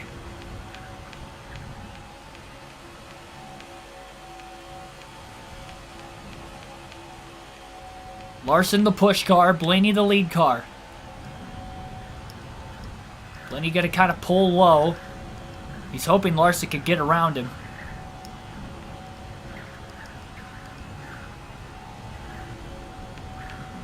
He wants Larson to get around him, but Larson's on the outside. And the pack is falling away. They're 3 seconds off the lead now. Blaney is actually pulling the pack behind him as they go 2 and 3 wide. Larson back down to the bottom. 7 laps to go. Larson has a run. Blaney purposely going to go wide. He's going to let the 5 get in front of him. Hope that he can get down to the bottom in time before the lane closes, and he does. So he's purposely going to give up the spot, hoping that Kyle Larson can be the push car. Or I should say, could be the lead car in this draft. And the 5 and the 12 are going to have to tandem if they're going to want a shot to catch Bell and Alfredo. A bump draft off turn 4. 6 to go at the line. Remember, at the end of stage 1, Truex and Blaney were closing in on the leaders, but they ran out of time. Caution came out with a couple laps to go in the stage. I think Larson's got a faster car than Truex as well. Into turns 1 and 2. Look at the speeds. 199 miles an hour into turn 1. 196 off the exit of turn 2 still. They're closing. More bump drafting going on down the back straightaway. And Larson and Blaney are pulling away from the pack behind. And they're a lot closer together than what the 38 and the 20 are in front of them as well. Oh man, Larson nearly gets turned off of turn 4. Blaney going to ease off the pushing just a hair. That might have actually cost them a little bit of time. They were gaining time. We got about 5 laps of fuel left. 5 laps to go.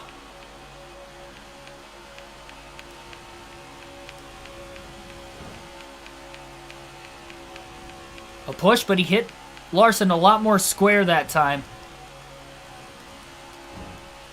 Again, he hits him square on the back straightaway. He's going to have to really line up those bumpers a lot harder with 2 different manufacturers, a Chevrolet and a Ford.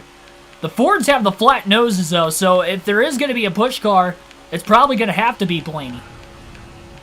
We know the Camaros have had good single-car speed at Daytona and Talladega in recent years, especially the Hendrick Camaros and the Hendrick Chevys, like Kyle Larson. 2.5 seconds back, 4 to go. They gained maybe 0.3 of a second that last lap. To pick up the pace just a bit more, though.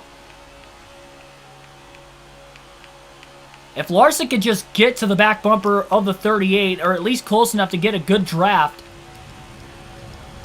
could be the difference maker. It's going to give the 5 a gigantic run, and I think the 12 is going to have to go with the 5. Turn Larson for Kosh 53. I'm not going to turn him.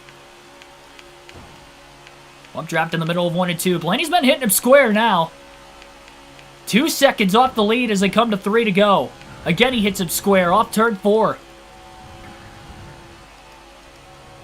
Man, they are closing, but I don't know if they're going to have enough time.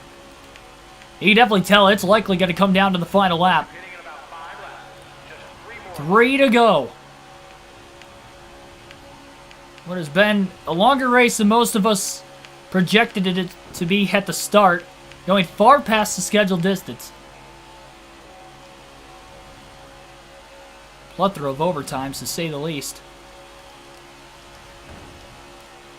Blaney and Larson 199 miles an hour into turn number 3. It doesn't seem like Larson and Blaney gained anything, though, that last lap. And you're going to give Larson a massive push into the tri-oval.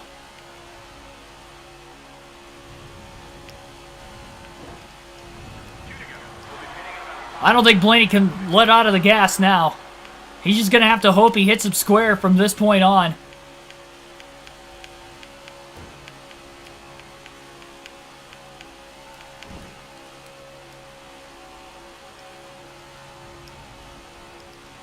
One and a half seconds back as they enter into turn 3.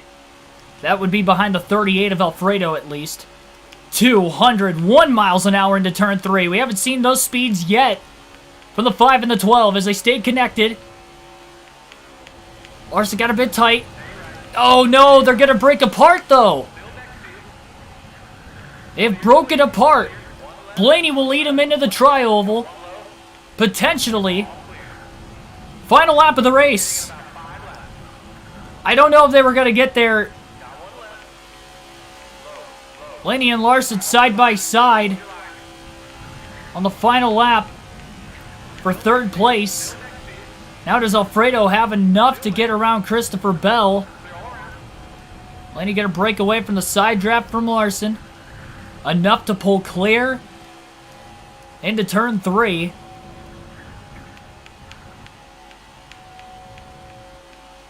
And at least get back to 3rd place. Looks like there's about a half a car length gap between the 20 and the 38. And it looks as if Christopher Bell is going to do it again. Back-to-back wins. Bell will win at Talladega to score his 2nd win of the season. Blaney comes home P3. They're leading the first 33 laps of the race from the 5th starting spot. Rallied from a wreck late on a restart with about 17 laps to go to get to 3rd. But the top 2 had broken away from the field, not leaving a chance to get back to the lead, unfortunately for himself. But it was a good effort nonetheless. We tried. I'll take a 3rd place finish. All that happened today, to be completely honest. I'll take 3rd. I think Blaney and Larson had the 2 fastest cars on the field, but somehow they were not able to catch Bell and Alfredo quick enough.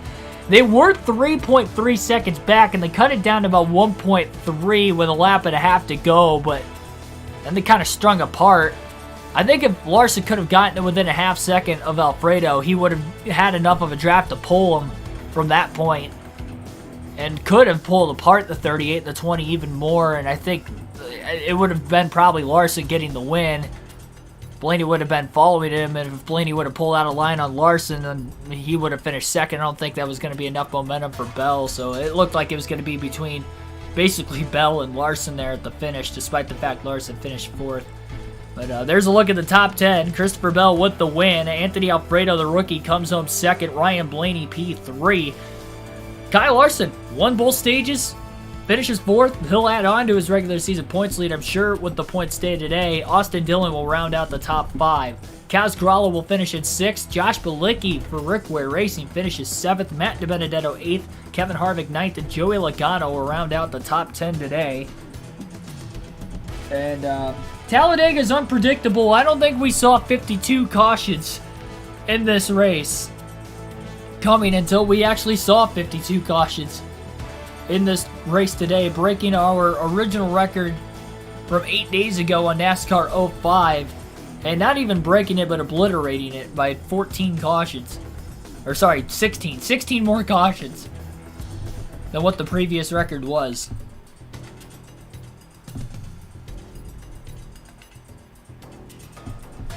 Yeah, I'll still do some quizzes. With the race not going the full distance, like we had originally expected tonight. How about that, though? Christopher Bell, back-to-back wins on the season. No go anywhere. We'll be doing some trivia here tonight on the channel. We'll do a few quizzes before we get out of here for the night, due to this race not going according to plan whatsoever. Surprised my battery actually lasted as long as it did on my controller. We made it to the end, even after 1,000 miles of racing at Talladega. Alrighty. Let me get the quiz. Jeez, OBS, hang on. OBS was lagging on me there for a second. Thought I was going to cut the stream out. You guys are going to see a bunch of screens here for a second. Get the display capture on so that way you guys can see the quiz question and answers. It looks like it's Sporkle time once again on the channel.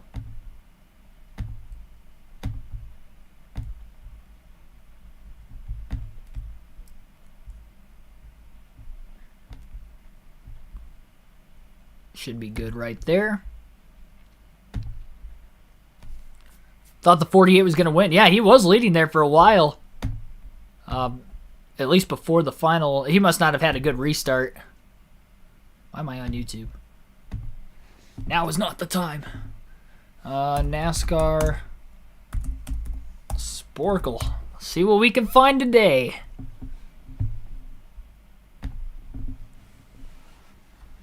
Oh, jeez.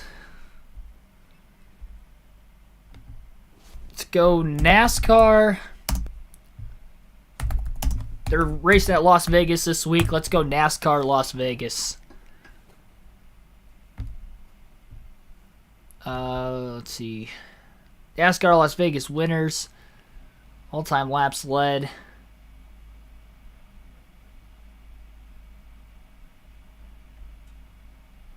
Winners at Las Vegas.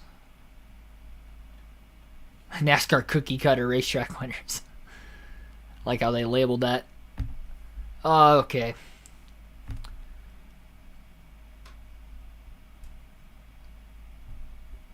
Let's just go all-time laps led at Las Vegas. I believe 1998 was the first race here. Correct me if I'm wrong down in the chat. I think 1998 was the first race at Vegas.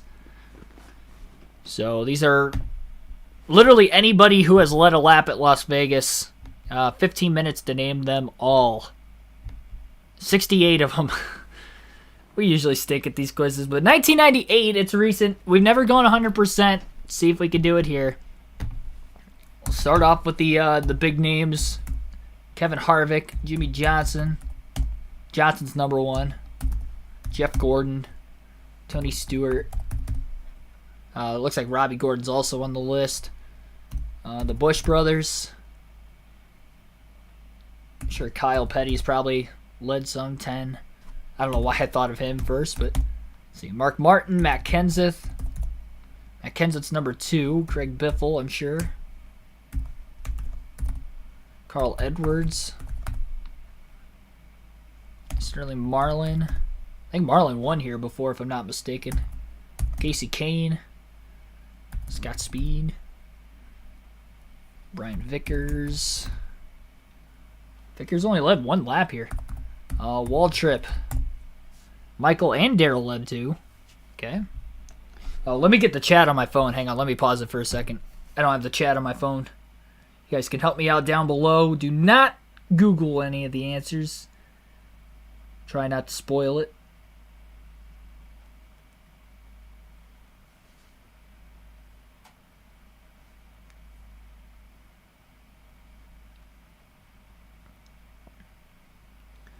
Alright. Got the chat on my phone now. Yep, Earnhardt. Saw down in the chat. Oh, Dale Jr. 6th all time in laps led at Vegas. I guess he did. I think he won here. I know he ran out of fuel on the final lap one year. And Keselowski won it. Speaking of Keselowski. Keselowski, Logano, Blaney, Dave and Ryan. Elliott. Casey Atwood lead a lap here. Nope.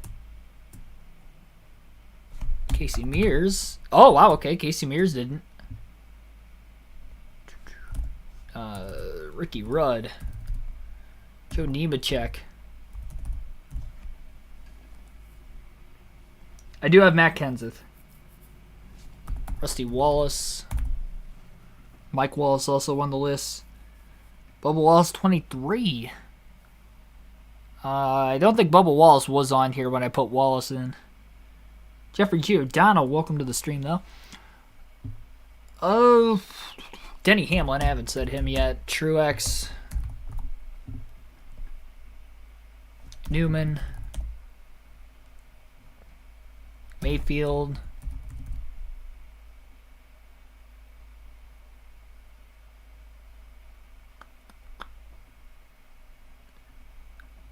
William Byron. Nope. Bowman. See, now, Byron, I think they led laps. They would. Blaney's led more than one lap here. So this is not all the way up to 2022. This is not updated, or at least through 2021. Paul Menard.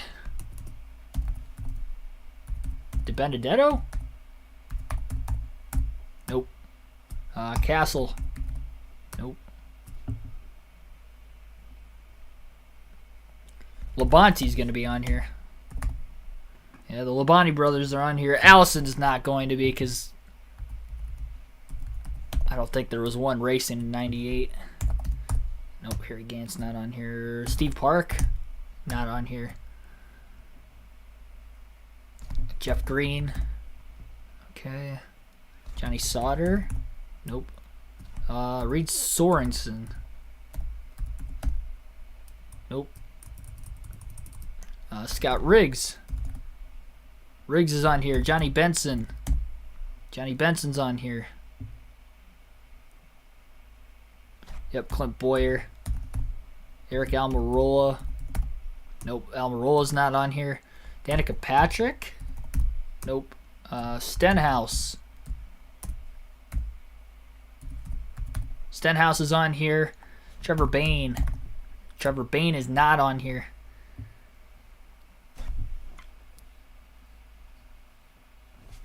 Morgan Shepherd. Shepherd's on here. Yep, Jamie McMurray. Ambrose. Montoya.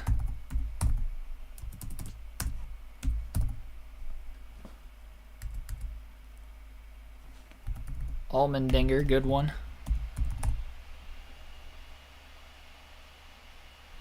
Andretti? Yep, John Andretti.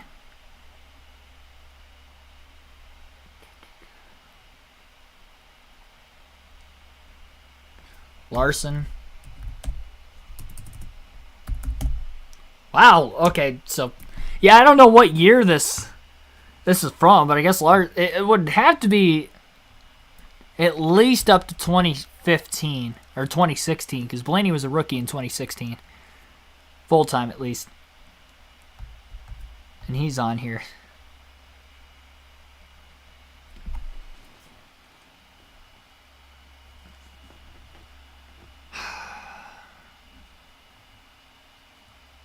Bodine. Okay, Jeffrey and Todd Bodine. Wow, Todd Bodine led 61 Cup Series laps here. pretty good. McDowell, that's a good one. Yep, Michael McDowell's led 13. You got to try the young guns, even though I don't think they're going to be on here. Custer, Priest, Reddick, Bell. Yeah, I mean, it was worth a try. Gilliland. Nope, Gilliland not on here. Jimmy Spencer.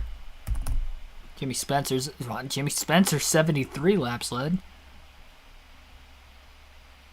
Bobby Hamilton? Nope. David Reagan. Alright, David Reagan's on here. Todd Kluver. It's a name I haven't heard in a while. That didn't work.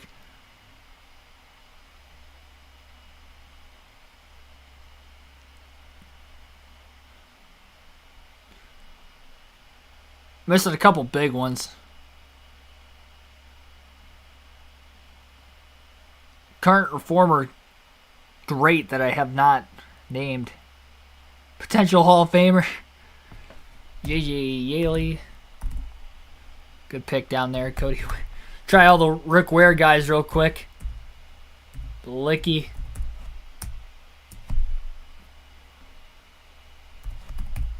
Davison. Joey Gase, nope. Josh Wise, nope. Yep, Elliott Sadler's a good one. He's on here. Oh, Dale Jarrett. Okay, that's one Hall of Famer I forgot. Got him now. When you said Elliott Sadler, it made me think of Robert Yates Racing immediately.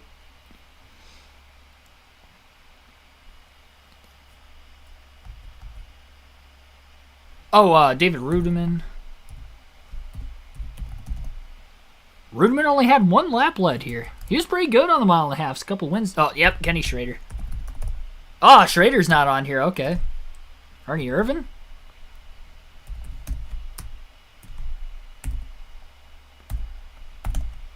Okay, Ernie Irvin's on here.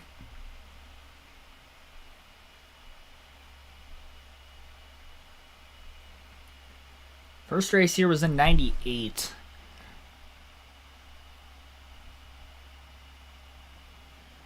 Jack Sprague? Nope. Hornaday? Nothing. Tony Raines? Nothing. Moffitt? Nothing.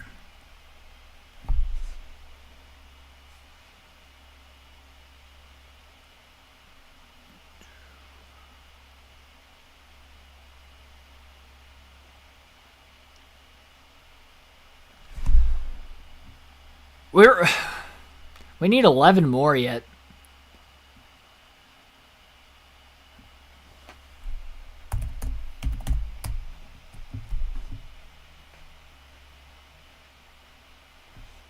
Dolan back on here? Nope.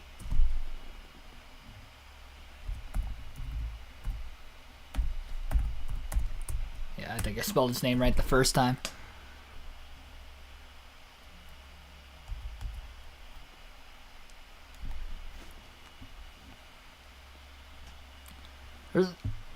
There's like 4 names that led one lap, 2 that named 2, 1 that led 3. That's all probably caution laps or green flag pit stops. Ricky Craven, he led 1 lap.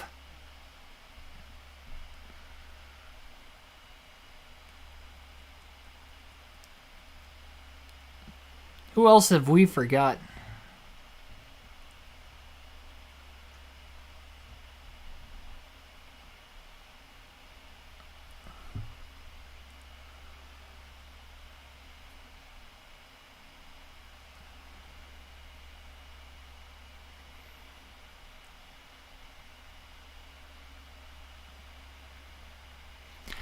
There's somebody who's led 279 that I have not named yet. That's one we have to get.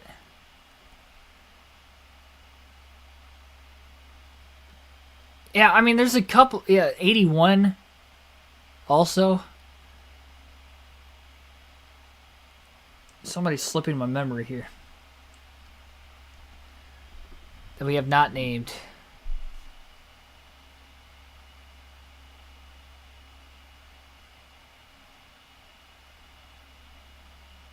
Have I put Hamlin in here yet?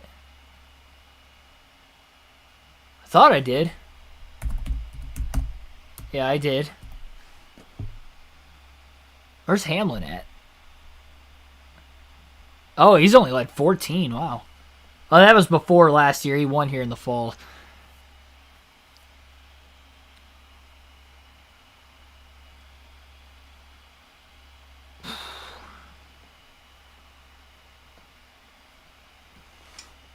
Who have we not named? I need help, chat. I need major help. We're 10 away. We have 3 minutes.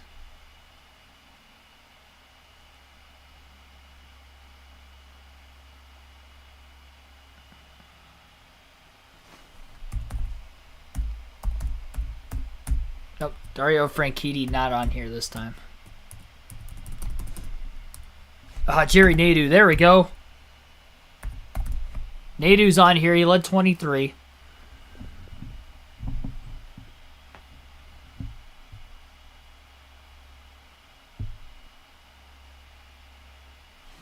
Ashton Lewis. Stacy Compton.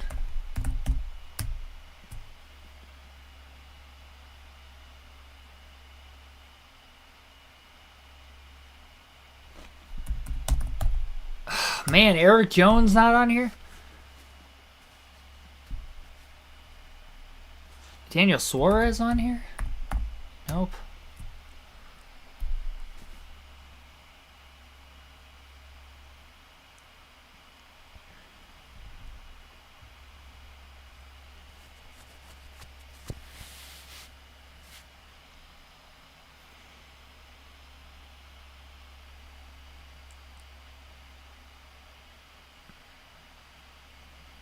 I'm going to be upset when that 279 pops up here. Somebody who we just have not named.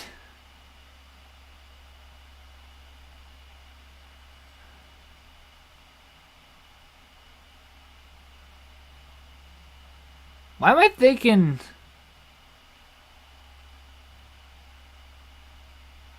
Why am I thinking I forgot an SHR driver?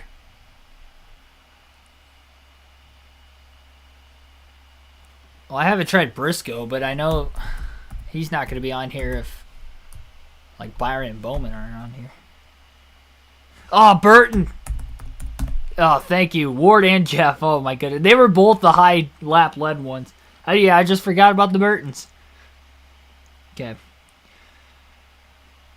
7 to go. 47 seconds. Regan Smith.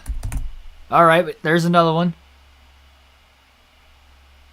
6 to go.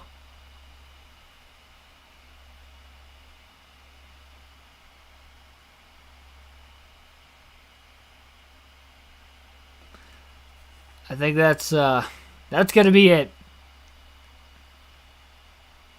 That's all, folks.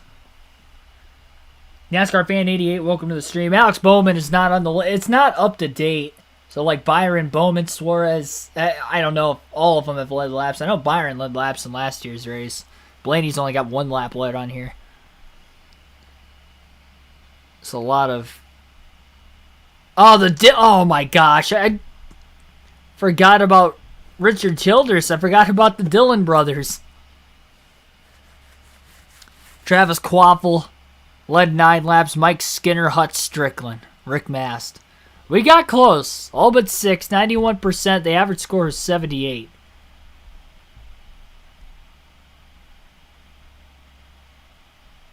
Not bad. It's a good way to start. We'll do a few more. I don't think I want to do any more at Vegas because I feel like that's pretty much gone over all the winners. Oh my gosh, just ads popping up everywhere. Only thing I don't like about this website, can't get away from the ads. The AT&T hyper gig speeds. Let's go NASCAR.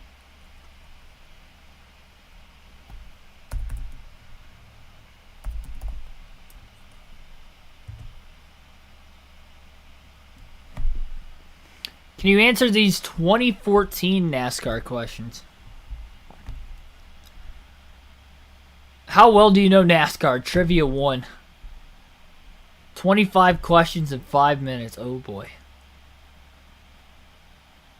Oh man, these are all true or false.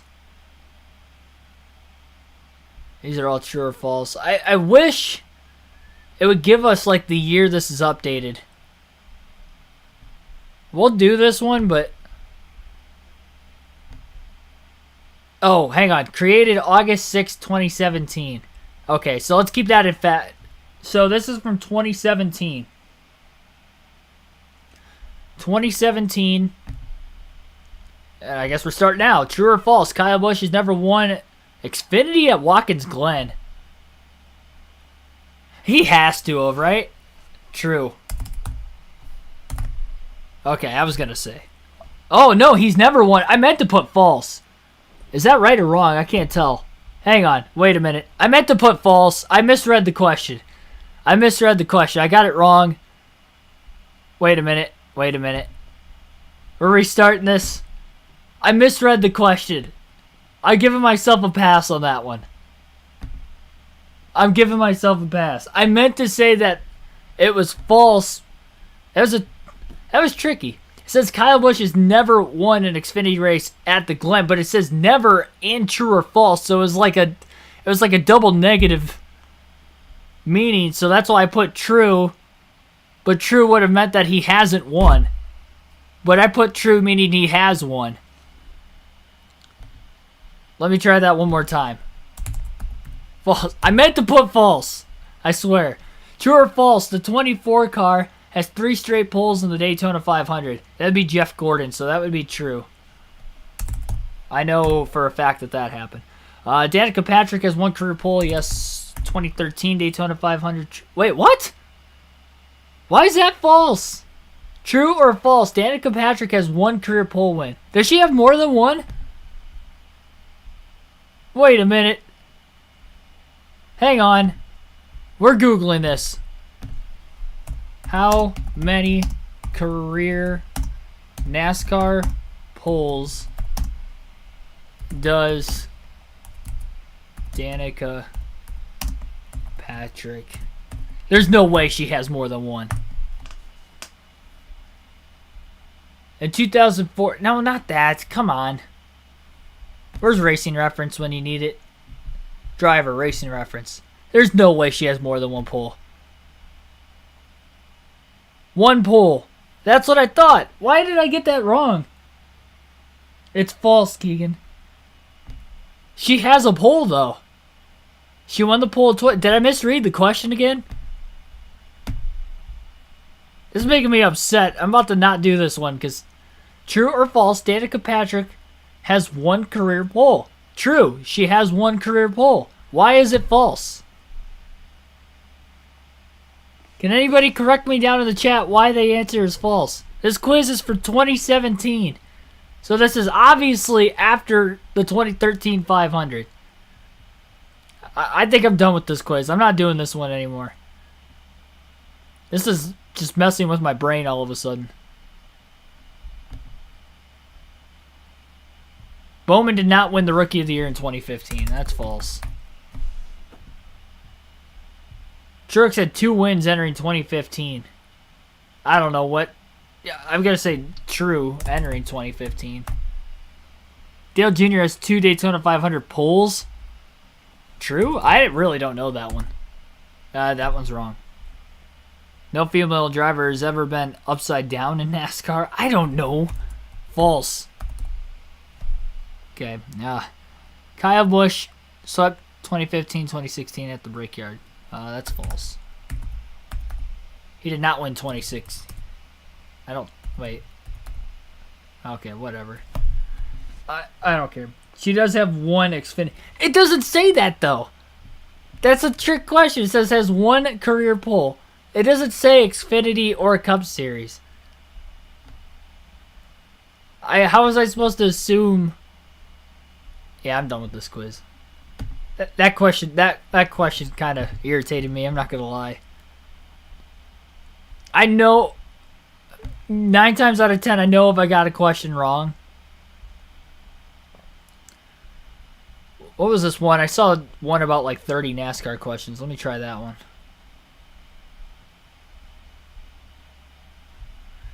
Hang on, wait a minute. I have one. Ryan Blaney quiz. NASCAR teammates, Ryan Blaney. Ryan Blaney first win finishing order. Oh, jeez. Name the finishing order of Ryan Blaney's first career win. It was at Pocono 2017. Oh, this is going to be terrible. Oh, this is just everybody that was in the race. Okay, I thought I had to actually name the order. I mean, it does give me the car number, I guess, but... Yeah, we're not doing that. Hang on. Okay, let's go Greg Biffle quiz then.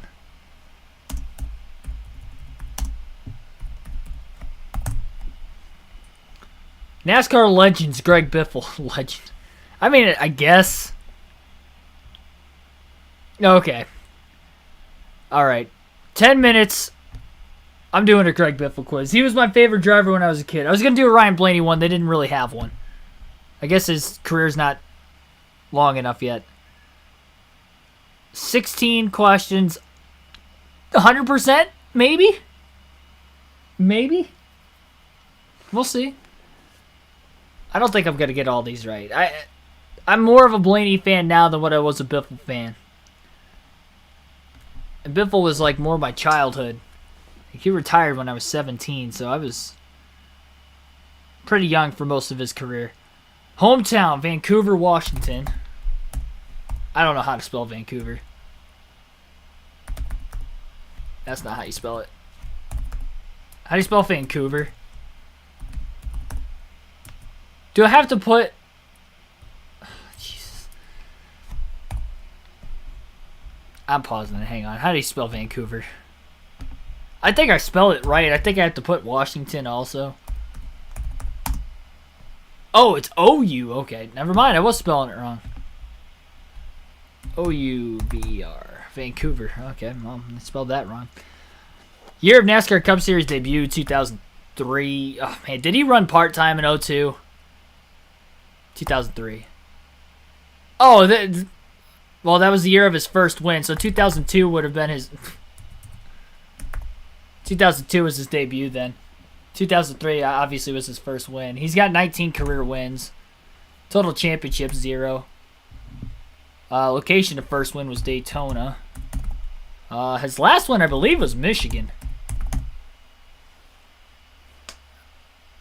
Year of his last win was 2014?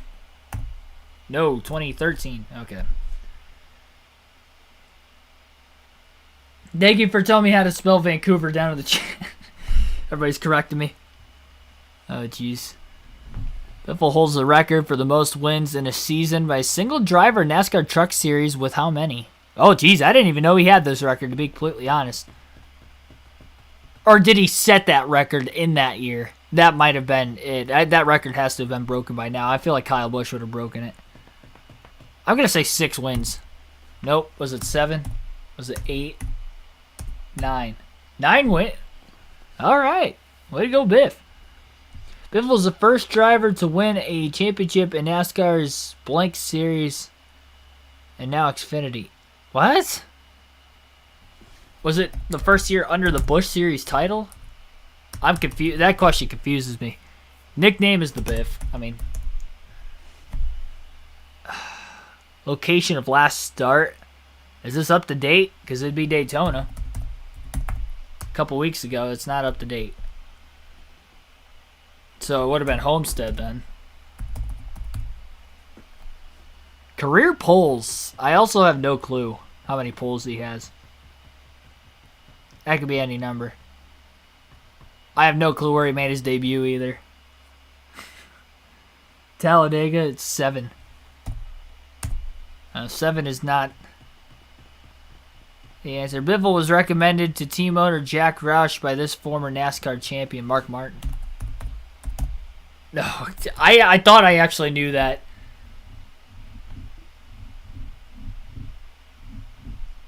Oh, if it's not Mark Martin, who is it?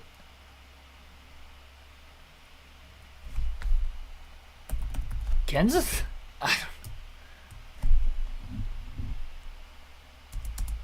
I don't know who would have been. If it wasn't Mark Martin. Dale Earnhardt. Nope. I don't know who discovered Greg Biffle. Isn't Daytona near Tallahassee? Not really, no. It's closer to Jacksonville. Davion West, Matt it's not Kenseth either. The only other drivers that Jeff Burton. Oh, he was at Roush at that time. Ah, wasn't Jeff Burton either? There was no other veterans at Roush at that time. Kurt Busch was... I mean, I guess Kurt Busch was there before Biffle. Like a year or two before him. It wasn't Busch. I don't know. Why would it be somebody that wasn't racing with Roush would have said to Roush to hire him? That doesn't make any sense to me, personally. I'm just throwing it out there. Location of his Cup Series debut. Was it Talladega? No, it wasn't Dega. I don't know where his debut was at. If it wasn't Daytona. Yeah, we already said Daytona once.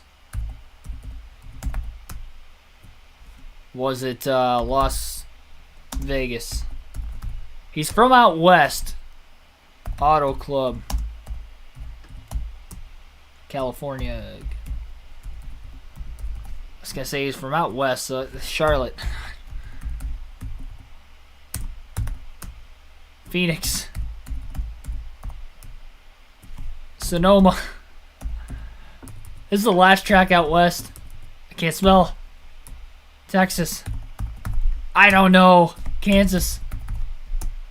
Michigan. Where did he make his debut at? I have no clue. Ryan Newman. There's no way it was Newman.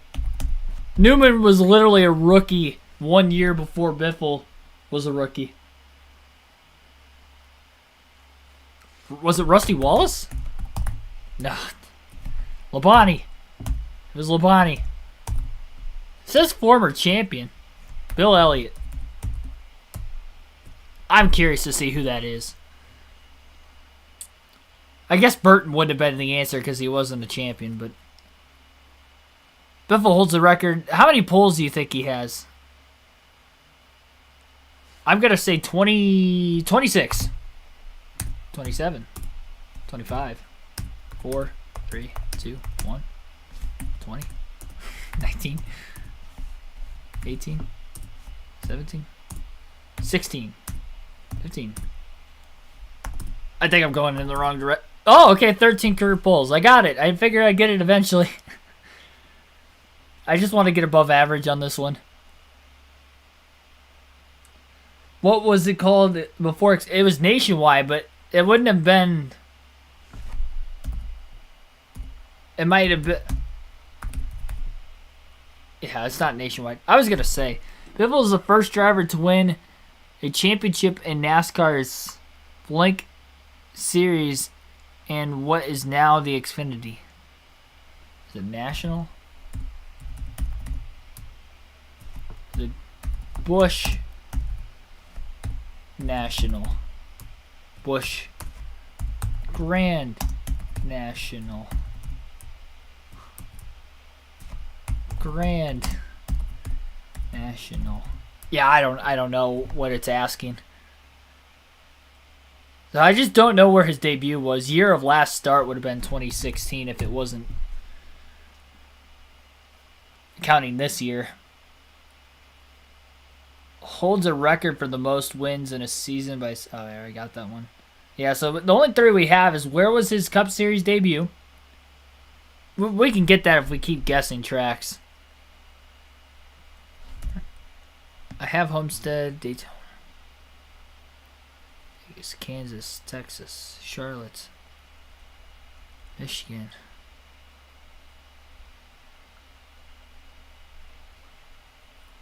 Man, what other? Dover? New Hampshire.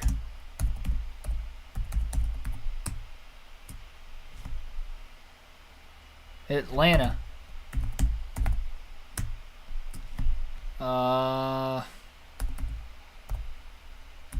Rockingham.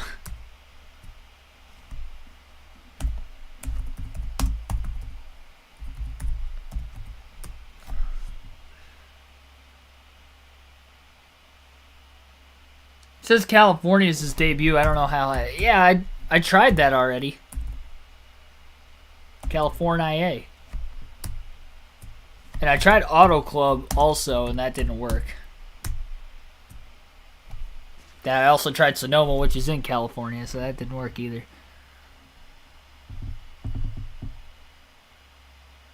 I don't understand the one question. I don't know who referred him. Like, what other former... There's no way it's Jeff Gordon, right? Okay. I was going to say. Former Cup champ. Jarrett? Trying to think of, like, Ford. I don't know. Allison. Petty. Yarborough. Who referred Greg Biffle to Jack Roush? Bodine. God bless America. It says Cup debut. Cup Series never raced at IRP or Gateway. I don't know, man. I give up on these three. Mr. Goat says California too. Walter. Oh. Nope. Wasn't Darrell Waltrip either. Auto Club Speedway. I didn't get it because I didn't put Speedway at the end of it. But it counts Daytona, Homestead, and Michigan without putting Speedway at the end of it. That's bullcrap. I got that one. Biffle was recommended to team owner Jack Roush by Benny Parsons. I didn't know that. I never would have gotten it. I don't think I would have gotten that. Benny Parsons. The late great Benny Parsons referred Greg Biffle to Jack Roush. Biffle was the first driver to win a championship in NASCAR's Truck Series and what is now the Xfinity. What? I think I understand it now. You wouldn't have understood that question unless you had the answer. So it's not. I was thinking like it's now called the Xfinity Series. Basically, what was it called before that? Tried Nationwide, Busch, National, Grand National. It wasn't registering, but he was the first driver to win a Truck and Busch Series championship. Which is, now that I have the answer, I understand it. Before I had the answer, I don't think I could have gotten that. That was a trick question. We've had a lot of trick questions on here, and it's making me upset. I got Auto Club Speedway. I got the average score. It should have been higher than 81%.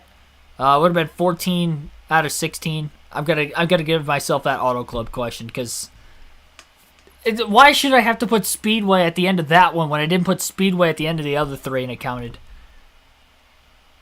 NASCAR all-time winners. I've done that one already. I kind of don't want to do that again. I know I'm not going to get them all. I think there's almost 200 of them if I remember right.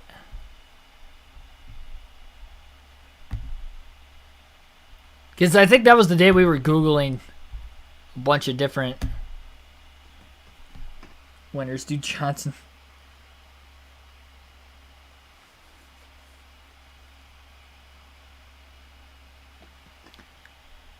I mean, I guess... Hang on. Honestly, that quiz kind of made me a little upset. The last like 3 quizzes have made me upset because of the answers being tricky, and I don't understand the questions being tricky. Not because of how hard they are to answer, but because of how hard they are to actually comprehend how to answer the question. It says 30 questions about NASCAR. This is the one I was looking for before. When was this? 2011. That's way too old. That was way too old.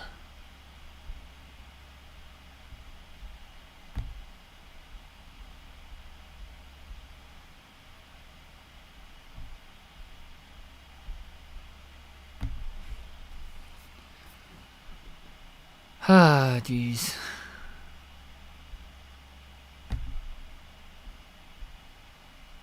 I think I had this one already too, didn't I?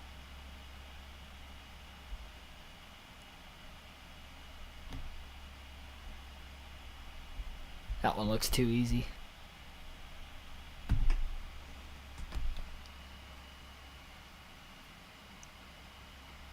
NASCAR legend Jimmy Johnson. You guys are saying Jimmy Johnson, do Johnson. I guess I'll do Jimmy Johnson. Let's see what I know about Jimmy Johnson. See, NASCAR, Jimmy Johnson quiz. NASCAR legend Jimmy Johnson. Oh, we got 20 questions here. 10 minutes. It's giving us an extra, what, 3 minutes? All right. I might actually have a better chance of getting this compared to the Biffle one. Now I know that I probably have to say Speedway at the end of the tracks. So let's just get that out of the way. Let's just put Speedway.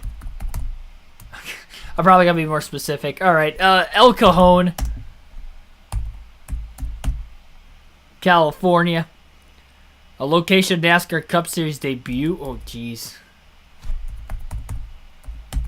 That wasn't Daytona. Gosh, where did he debut?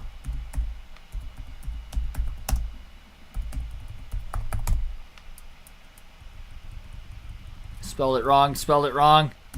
California Speedway. Oh, come on. Auto Club. Auto Club. Oh, I didn't have to put Speedway that time. Alright, well, never mind. That was the location of his first win I was trying to get, by the way. His last win was at Dover. You're right. 2017. Career polls. Man, that's just random. Do not look that up. I feel like for anybody that's not a Jimmy Johnson fan, they probably don't know that answer. Total championships is 7. Location of Cup Series debut. I don't know. Year of first win was 2002. Most recent win was 2017. Number of playoff appearances was 18, I believe. Number of championship 4 was 1. 18, 16, 14, 15. Okay, it was 15. Car number 48. Current team would be Hendrick. I am not spelling well at all tonight. Hendrick Motorsports. Crew Chief, Chad Knaus. I think I spelled Knaus wrong. How do you spell Knaus? Hang on, I'm pausing it. I need to look up how to spell Chad Knaus. I feel like I should know how to spell his name.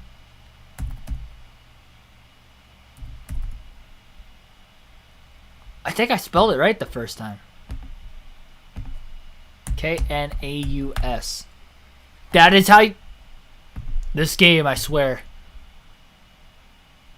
Chad. Knaus.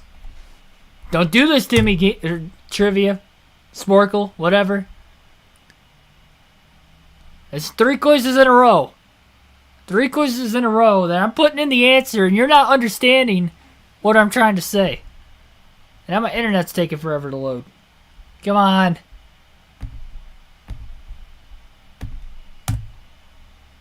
Chad Knaus. Crew chief. I can't even spell chief right. I'm spelling it right. I am spelling it right. Do I have to put his first name? I could put Hendrick for Rick Hendrick, but I can't. Chad Knaus. Oh my. Oh, it says current crew chief. Shoot. That's why I'm getting it wrong. That's why I was getting it wrong. 36 pulls. That was a good guess. Oh, you're a huge Jimmy Johnson fan. Okay, there you go. I was going to say, unless you're a Jimmy Johnson fan. Current wins is 83? Yep, okay. I almost said 84, but it was 83. Manufacturers competed for Chevy. It's the only one in the Cup Series. Name an active NASCAR Cup Series track Johnson hasn't won at. Active. I know he never won at Chicagoland. I don't know if this is going to count it as active, though. Okay, Chicago. Kentucky. He never won at Watkins Glen. That's interesting. And then Roval, obviously.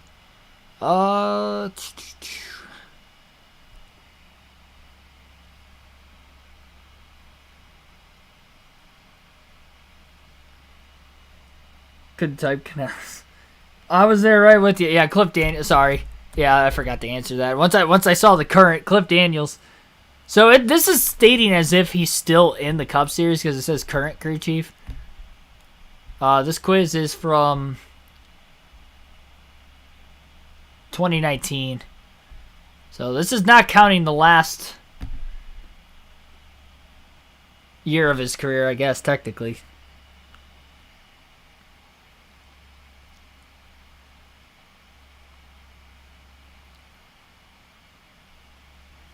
Dirt bike racing. I thought. What is that? Much like his boyhood hero Rick Mears, Johnson began racing motorcycles and blank blank racing. If it's not dirt bike racing, what is it? Dirt. Cross. Wait. Dune buggy. I don't know. Cup debut in 2001. Thank you. I skipped it. Location of Cup Series debut. Baja truck. I would not have gotten that. Nope, that's not it either. Are you spelling Baja wrong? No, that's how you spell Baja. Jimmy's debut. No, he would have debuted in 01 because he was a full-time rookie in 2002.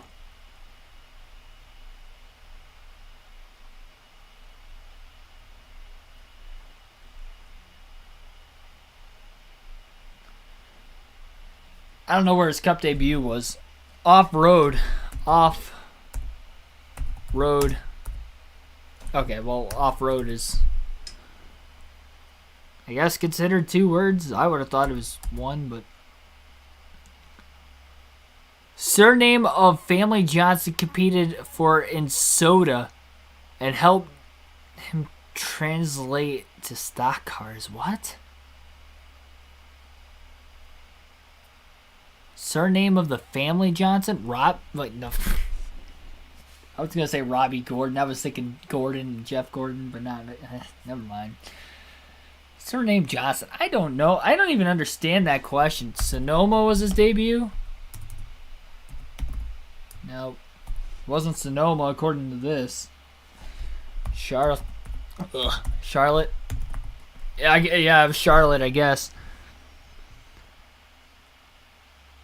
Yeah, 3:41 to go. Name of NASCAR legend who was Johnson's full-time teammate. That's Jeff Gordon. Okay, we need one more here. Surname of family Johnson competed for in soda, all caps, so SODA, whatever that stands for. helped him transition to stock cars.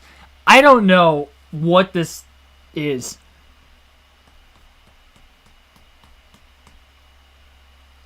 Like, I don't know what soda, like, even is. We're so close to a perfect score, guys. We literally just need this. And I don't even understand what it's asking. Do not Google it, though. I might have to Google what soda is. But I don't even know, like, soda racing. So it's off-road racing. It says with the last name Johnson. Is it Junior? There's no way. No way. I mean, that's the only other Johnson in NASCAR I know is Junior Johnson. Okay. That's not it. I don't know. Surname. Does first name have to be Jimmy?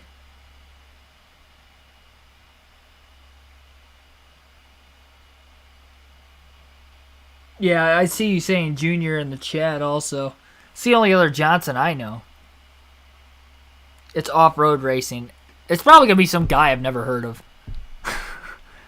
We got 2 minutes to figure it out, though. I don't even know if you could Google this and find this out. I'm going to try to Google it and find it out. I'm going to cheat, but I don't even think I could Google it and find it out. Surname Jimmy Johnson. I don't know what's going to come up here.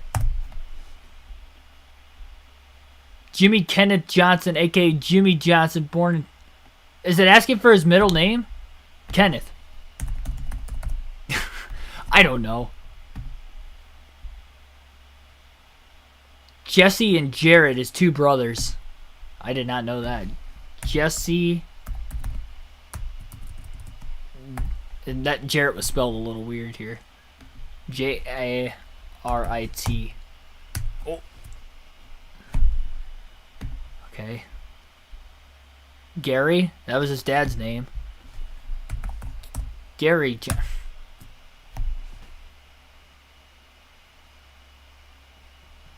Imagine if it's Kyle Larson is like half Jimmy Johnson's age. Almost. Not quite, but pretty close. It wouldn't be Kyle Larson.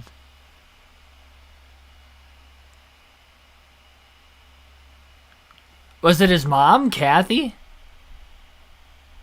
It says surname, so I try Robert Johnson. Robert. We're trying to Google this one and we can't. Google can't even figure out the answer to this. How am I supposed to figure out the answer to this question? I tried to cheat and I still can't get it. And that's how close we were to 100%, ladies and gentlemen. I don't even understand this. Herzog. I don't even know what that is. There's no way we could have gotten that. Herzog Johnson. Johnson to Herzog.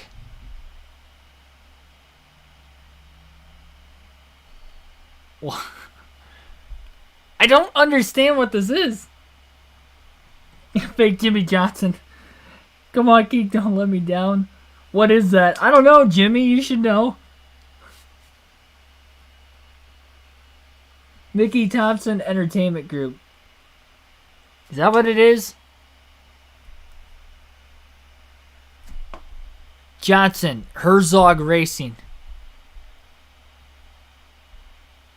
Hang on. What's this? We're trying to figure out what Herzog is. I saw like Prime Minister and stuff like Johnson shows up to honor Herzog Racing. We have a bunch of ads coming up here. This is for Odell Beckham Jr. something. I don't know. Oh, it's not even closing right now. Okay. Welcome. So many ads. Can't even click out of all of them. Daughter Lydia were on Saturday. Speedway Motors Museum of American Speed opened the new Herzog Motorsports display. Herzog Company is St. Joseph, was that M.O., Missouri? Missouri. 18 Speedway Motors. 90,000 square foot. I don't know what that is. Randy Herzog. Stan and Randy Herzog.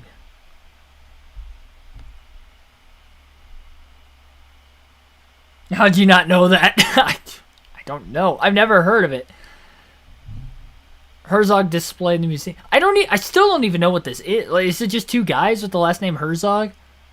Herzog Motorsports Club. I've never heard of it. Never heard of it. That close to it, 100%. I tried to Google and cheat, and I couldn't find it.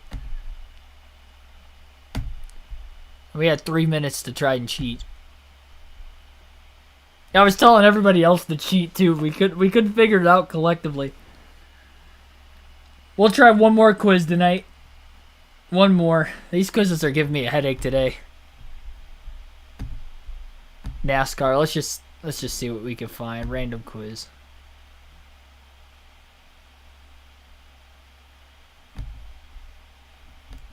Should we just try a different quiz that's not NASCAR related? Like, not even sports related. Let's just do a random quiz. Change it up a little bit.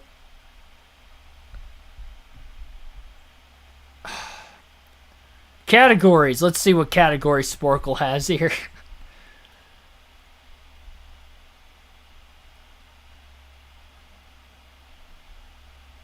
Man. We gotta find something that's like, should we do geography? I feel like I can get geography. I'll try to find a tough one. I'm not gonna do F1. I don't know. I barely know anything F1 related.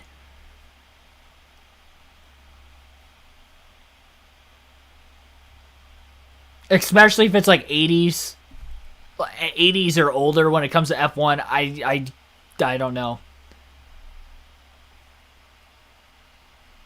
I guess Senna would have raced in the late 80s.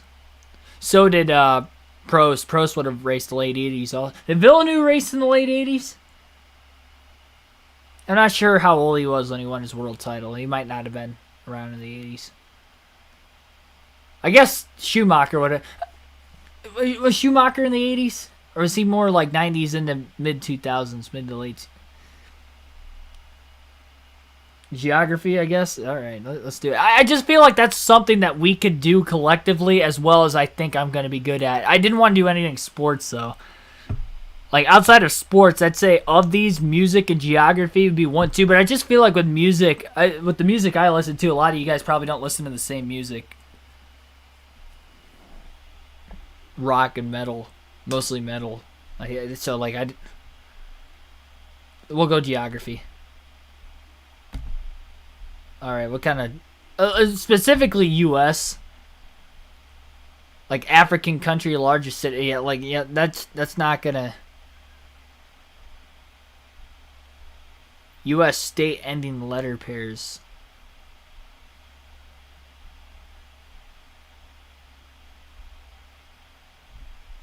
Let's just go United States.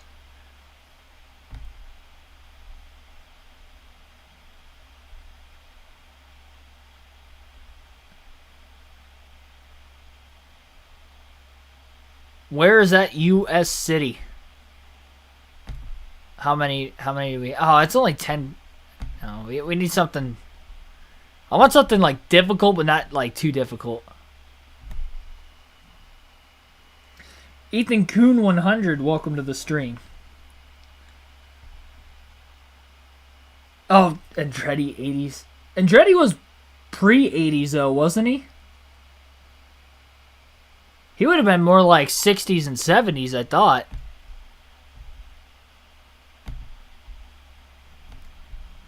'80s would have been...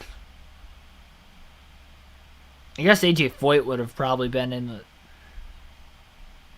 Okay, I guess I would know some drivers. But they'd have to be like American, though. They'd have to be American drivers for me to know.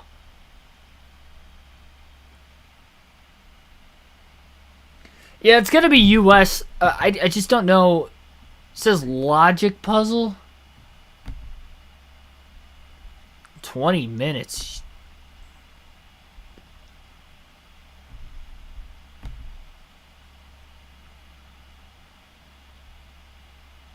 Maryland, the rest of the row contains new states. The only state named after a president. I'm not doing this.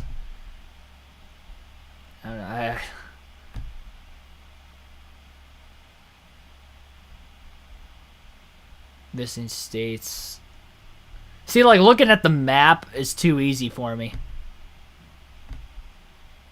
I'd be able to get all this. I travel so much. That'd be way too easy for me personally. I remember having those 50 states quiz and the 50 capitals quiz, and every year we had to take it. I didn't even have to study, and I'd ace it. Now that I travel, it's like I just kind of know this stuff. I mean, we could go. See, U.S. states, U.S. capitals. Find the U.S. state with no outlines. So what? I just have to like click on an area. That one we might do. U.S. cities top 200. Ooh, we got a couple on here we can do. Let's do this one first. Okay, so this is only... Yeah, let's do this one. We'll do both of them. This one's only 7 minutes. Okay. So we got to find the U.S. states by just clicking on it, and there is no way... I might have to adjust where my camera's at so you guys can see it. Let's see where we're at here. I might adjust my camera. Yeah, I'm going to have to adjust my camera. I have to minimize it too. Let's throw the camera down here. Let's minimize just for this quiz. Alright. I don't know how you guys could help me with this, but you could try. I feel confident, honestly, that I can get 100% on this. I know it's not NASCAR, but... Alright. Arizona. We got to get the borders first. Hang on. We got to get the borders. Or we're going to fail this. Oh, hang on. Let me get Ohio first, only because... Wait, did I get that wrong? Oh, hang on. We're replaying this. Let's just stick to the game plan, Keegan. Stick to the game plan. This is going to be harder than what I thought. This is tough. Wisconsin. Right here. Okay. We're going for the borders. Texas. Hawaii. Montana, I believe, is this. I know Idaho comes up through here. I'm either going to look like an idiot or I could do it without the borders. You have to have a strategy. The problem is I only have 7 minutes. That's the hard part. Let's try to get this in on time. Where's Michigan at? Michigan. Minnesota's next to Wisconsin. Let's get Florida. Hang on. There's Alaska real quick. Florida. Maine. We'll get Maine first. Louisiana is right here. Oregon is right... Oh, jeez, I don't want to click off of it. Yeah, let me get Washington first. Then I'll get Oregon. I just didn't want to accidentally be off by a little bit. California. There's Florida. Gotta get the borders.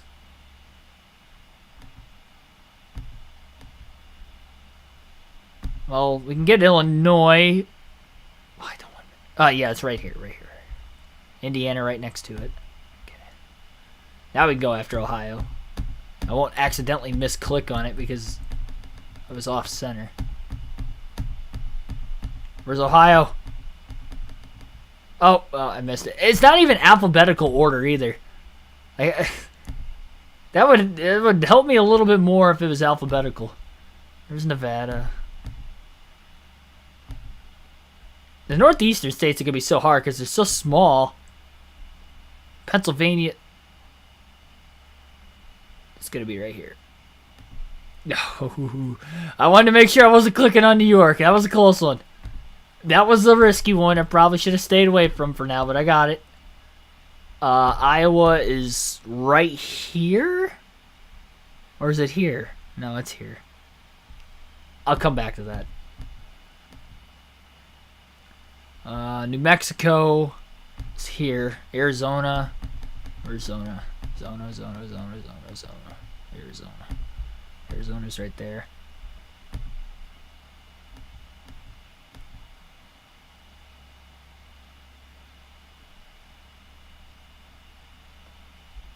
Kentucky, hang on.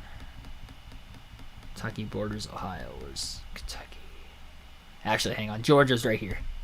Okay. And then South Carolina. And New York would be this one. New Jersey is this.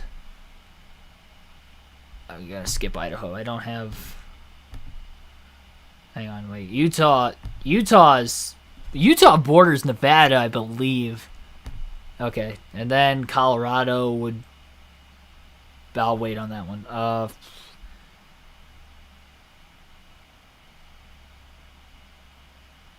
Colorado and Utah, top of Arizona.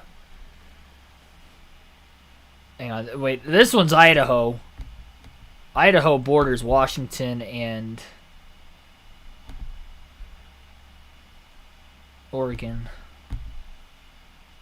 Man, we only have 3 minutes already. It's not long enough. West Virginia is right there.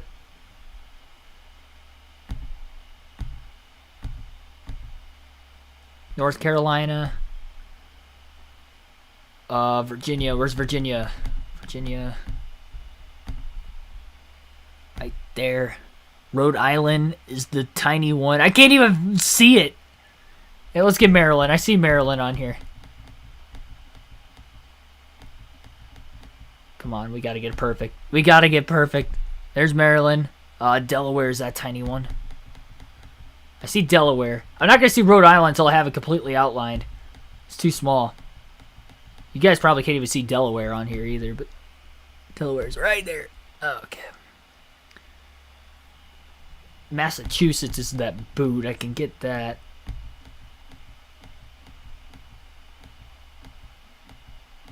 Come on, where is it? There it is, Massachusetts. Boop. Vermont, New Hampshire. New Hampshire's on the right? Okay, then Vermont would be left of it. Vermont. Connecticut is more inland. Do I? Yes. Okay. Now I see Rhode Island. Okay. Now I can click on Rhode Island. I was just making sure I was far enough inland when I clicked on Connecticut. There, I got the hard ones out of the way. Okay, now we gotta go. We only got a minute and a half. It's down to crunch time, ladies and gents. There's Kentucky. Where's Tennessee? I don't think I have enough time. Tennessee. Alabama. Bama. There's Bama. Boom. Mississippi. Boom. Arkansas. It's Arkansas. Boom. Missouri. I got 1 minute. Missouri. Yep, Iowa was right where I was thinking it was. Okay. Iowa. North Dakota. South Dakota.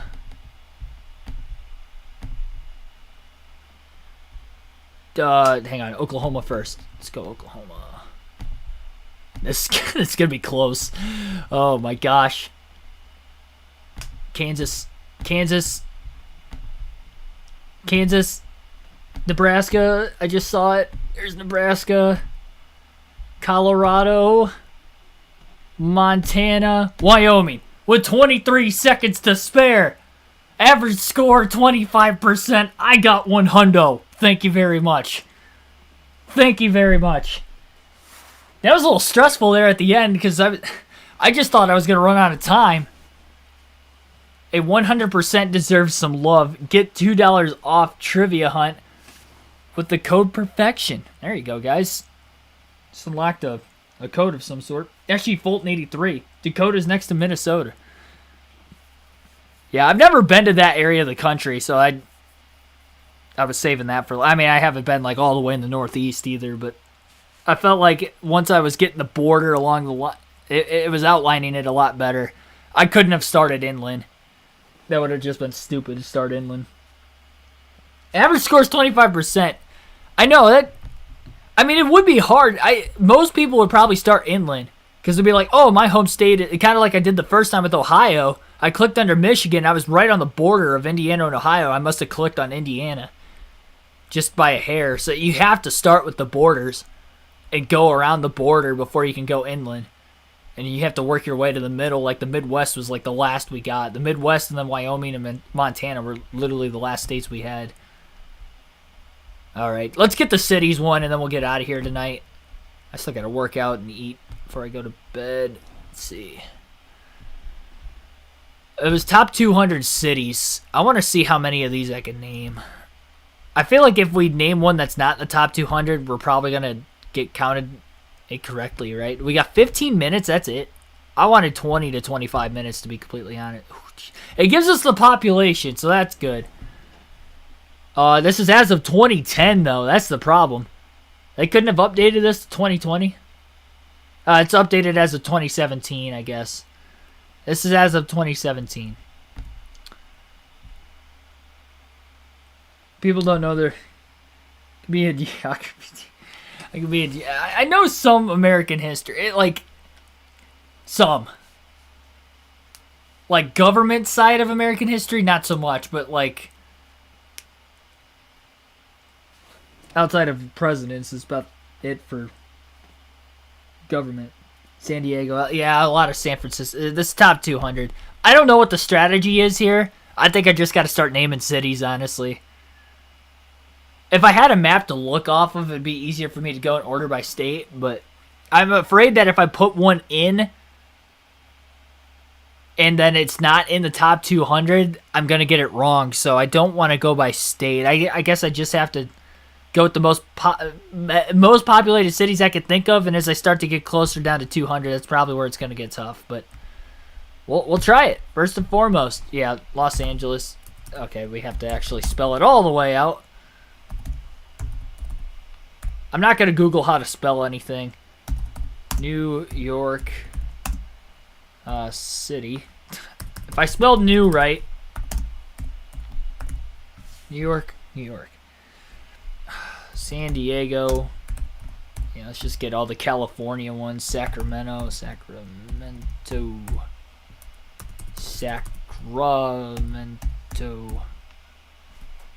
somewhere on there. San Francisco.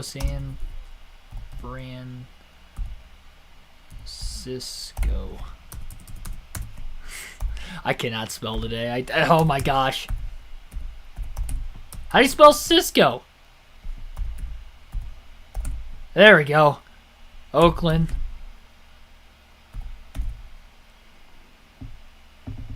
Hang on. I see you guys naming a bunch of cities.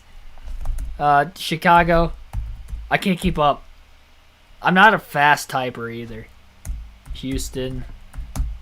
Hang on. What other cities are in Los Angeles that would be in the top two? Or in, what other cities are in California I haven't named yet before we get off topic? I wanted to get the most populated state. San Jose. Yes, thank you. San Jose. San Bernardino. Wow, San Jose is in the top 10? I would never have guessed that. I didn't realize it was that populated. How's Sacramento the capital, but it's not in the top 10? I would never understand that.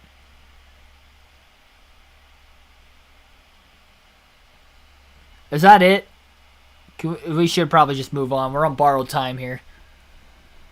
All right, let's see. Dallas. Let's go Texas next. Arlington. Oh, there's an Arlington, Virginia, too. Okay. I honestly did not know that.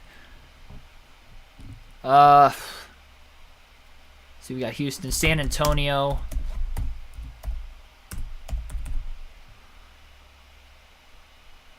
Waco.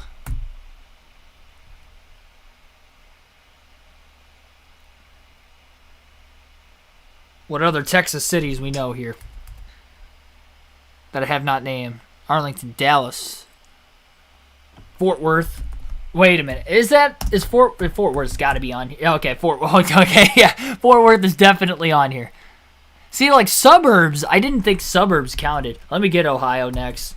My good old home city of Toledo that I cannot spell to save my life for some reason. Cleveland.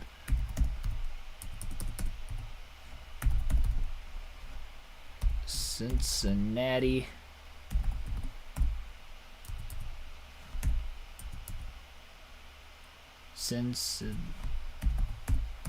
Alright, there we go. Dayton. Akron. It's yeah. Oh man, this might be risky putting Youngstown on here. I don't. Hang on, Youngstown. All right, well Youngstown's not on here. Never mind. Oklahoma City. Oh yeah, Tulsa's in Oklahoma, not Texas.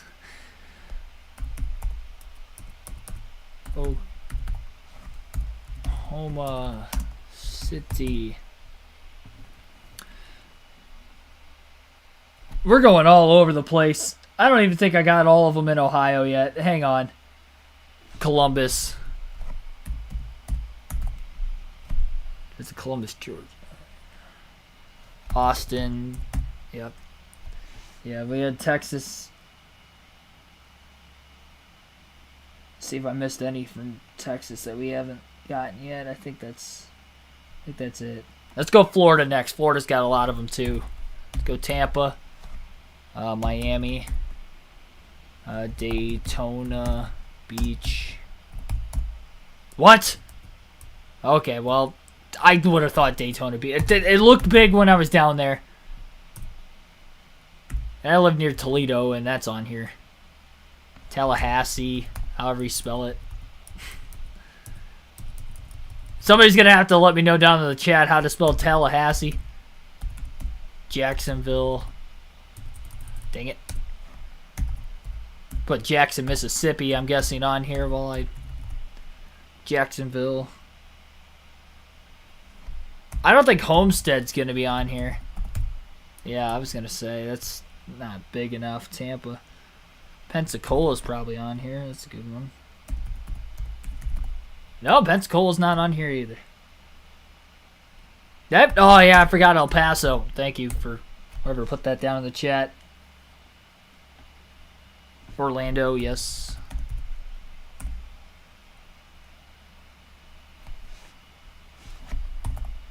Somebody spelled it.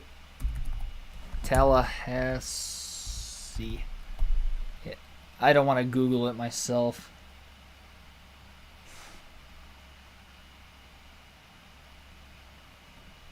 Bismarck. Yeah, Bismarck's not on here. Let's go St. Louis. I'm just trying to think. Las Vegas. Phoenix. I'm just thinking of teams that have professional... or cities that have professional sports teams now that I haven't already named. Oh, St. Pete. Yes. St. Petersburg.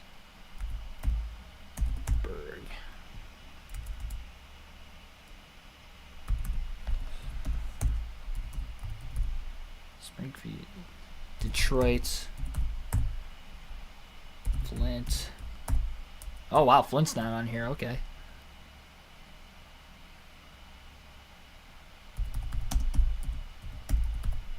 Des Moines, Lincoln,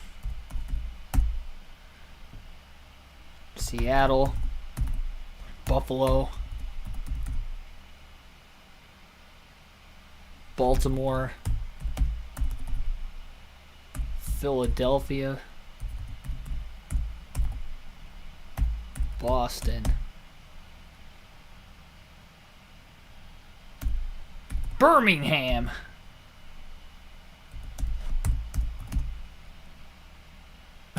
get off topic again. Every time I was trying to think of like sports cities, I just keep seeing a bunch on there. Denver. I'm going to forget some that I've named already that are... We got 50 of them. We're a quarter of the way there, but we've already used like half the time. It's the problem with this. How do you spell Annapolis?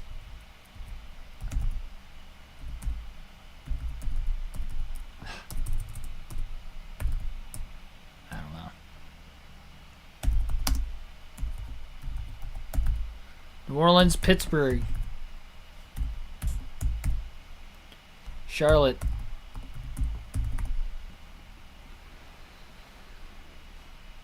Atlanta,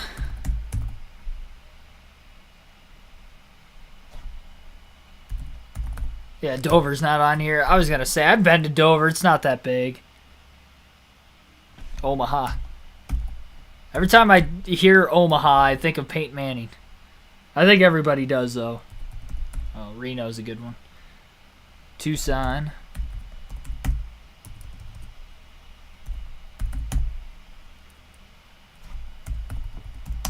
I don't know if... Yeah, Green Bay's not on here. I've heard it's not very big. Milwaukee.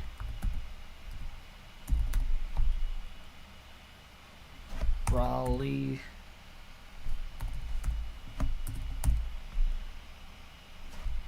Kannapolis is not going to be that big. I just don't think. Sporkle quizzes are just fun. Yeah, they are. They're addicting. I could honestly be on here all day if I really wanted to. I think I put Phoenix on here already. I thought, yeah, Phoenix is on here. It's in the, what, 6th?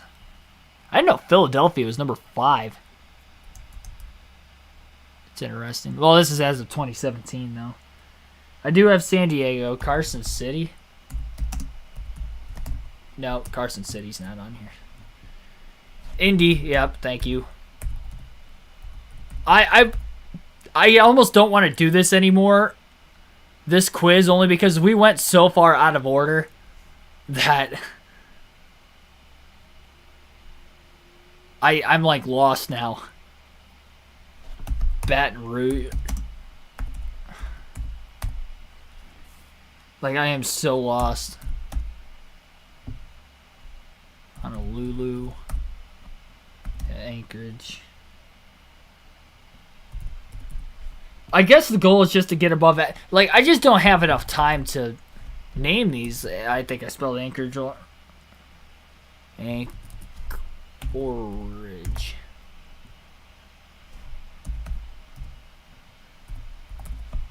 Juneau's not on there. I think I put Montgomery already. No, I did not. Never mind. I kind of don't want to do this. This is like... For one, it doesn't give me enough time. Like, I'm going to be putting in answers until the time runs out.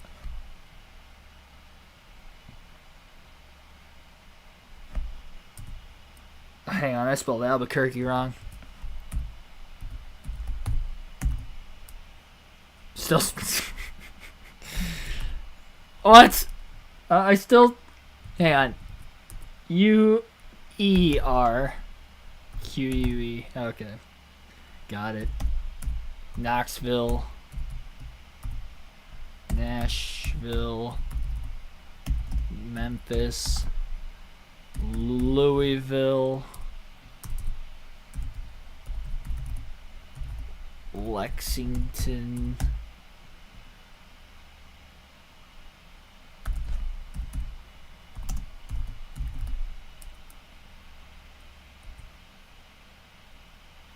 How do you spell Sioux Falls?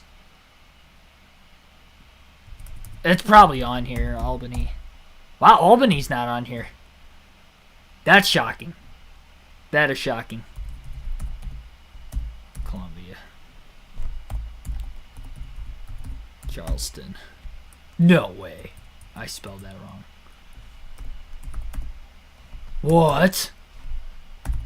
Charleston's not on here? I have to have put that already. West Virginia?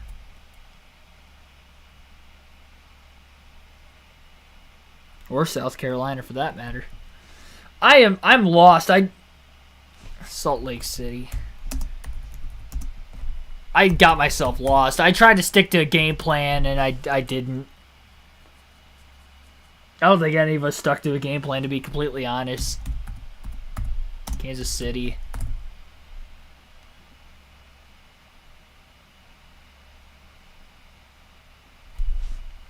So lost.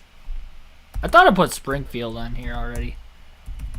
Home of the Simpsons.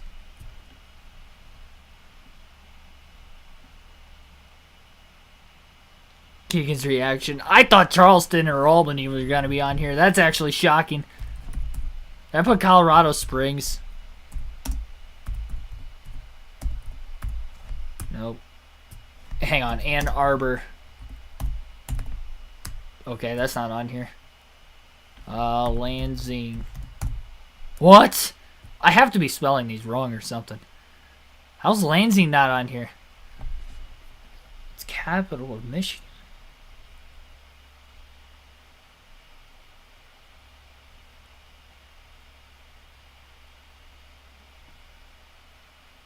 I kind of don't... Anaheim. Thank you. I completely forgot about Anaheim. We're trying to stick with Glendale.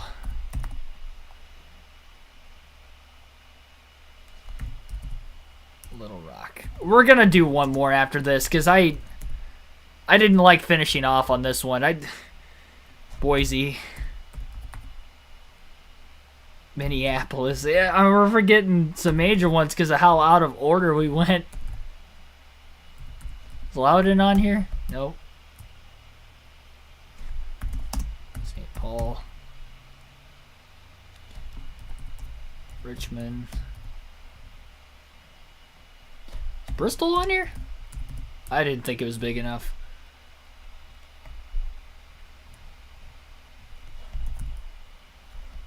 Cheyenne. Nope, Cheyenne's not on here. Pocono's like the mountains. Colorado's a state also.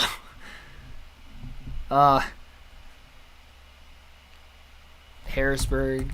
Yeah, I can't, for one, there's three things here. For one, I just can't type fast enough. I was never going to have a chance because I didn't have enough time. Number two, I went so out of order and got myself lost.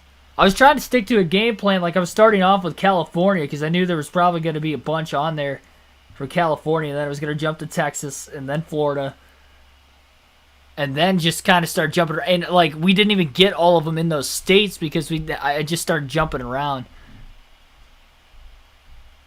At the end of the day, it was my fault for jumping out of order. But I will say the chat was going all over the place from the very beginning, too. I've never even heard of Thousand Oaks, California. Killeen, Texas, I've never heard of it. McAllen, Texas, McKinney, Texas. All in the top 200. Sorry for anybody that lives there. San Bernardino, I kind of figured that was going to be on there, but I just kind of skipped it. Fremont, Irving, California, Long Beach, Fresno. Yeah, Amarillo, Texas, Plano, Texas. And a lot of Texas, Laredo, Texas. I just, Riverside, California. Corpus Christi, Christi. I said Corpus Christi. Corpus Christi, Texas. Bakersfield, California. I just, for Salinas, Pomona, Corona, Palmdale, Elk Grove. Home of Kyle Larson. Yeah, we just forgot Grand Prairie. We did not stay organized. As a group, collectively, we did not stay organized. And we did not get above average, probably because of it. Let's just add for the Daytona 500 on here. Oh, look at this. Hang on. Oh, the ad disappeared. No. Hey, let me look at the ad. It's still on YouTube if I pause it. It says, don't get left in the dust. February 20, 2022, Daytona 500 tickets still available. Buy tickets now. What? The race was a couple weeks ago. It's a scam. Sporkle's scamming us. I believe I was there. If I remember correctly. Let's go buy tickets here. All right, let's try to finish off with a quiz here. Big city, no Big 14. What? Oh. Can you name U.S. cities with a population of 500,000 that do not have a Big Four team. That's interesting, but it's only 2 minutes. That's what I don't like about it. You either like know it or you don't. States without COVID? What does that even mean? States without COVID. Is that like mask mandates? True or false state capitals? We have 50, right? Ooh. We have 50 on here. I think we should do... This is the one... Oh, we only got 3 minutes, though. I can't even type that fast. 50 words per minute.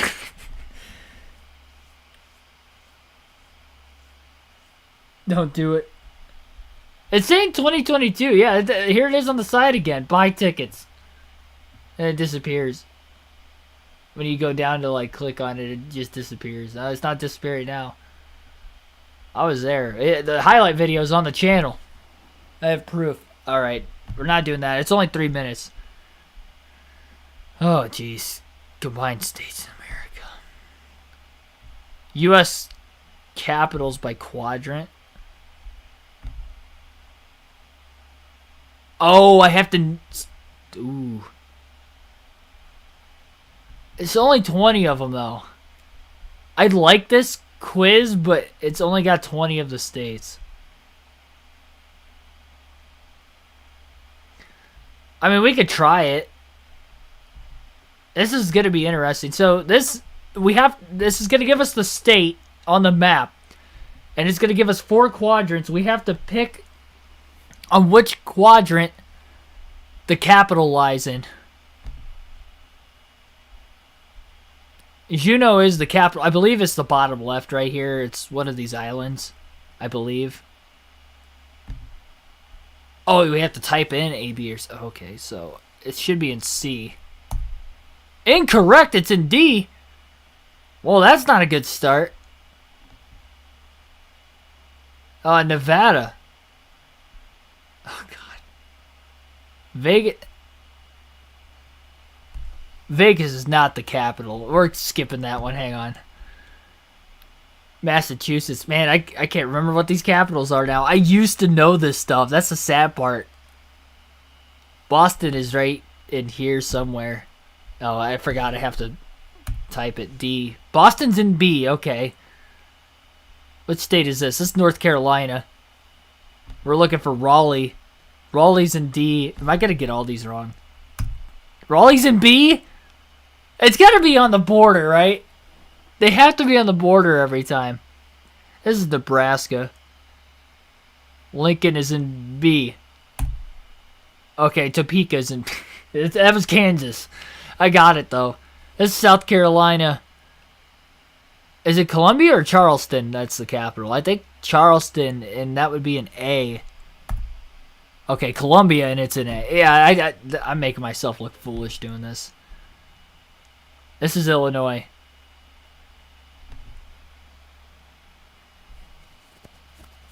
Guys, it's hard for the chat to keep up with this. This is Illinois. It's not Chicago. Otherwise, it'd be B. Shoot, what's the capital of Illinois?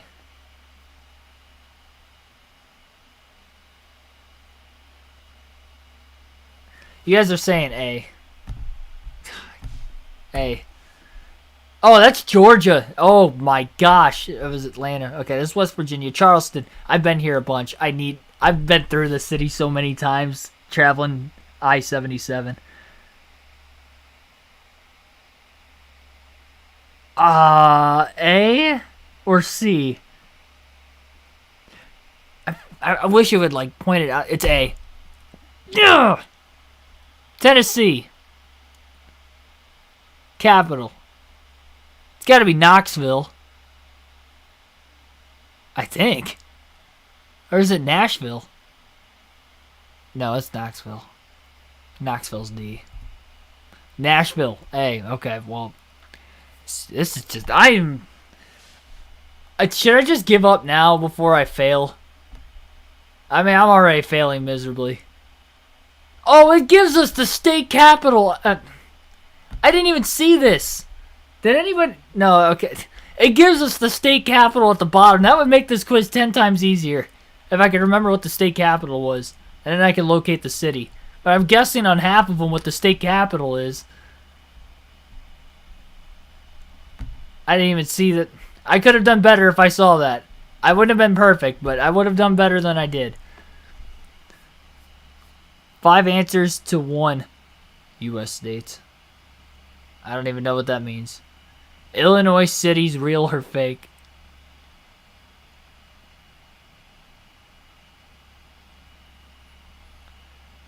Oh, jeez.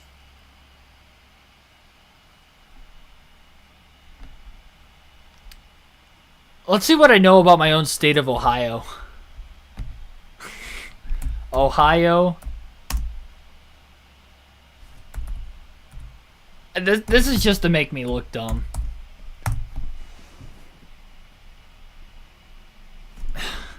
This is just to make me look dumb.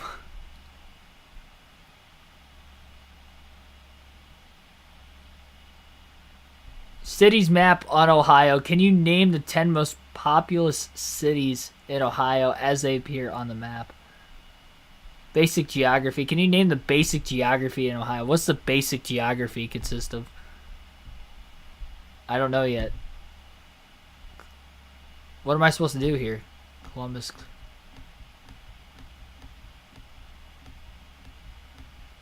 I don't know what that's supposed to consist of.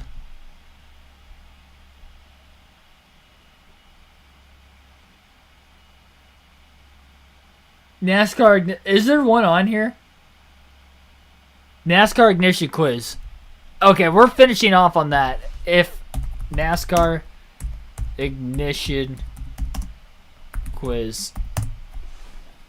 NASCAR 20. Oh, this is just the roster. This is too easy. This is just the roster.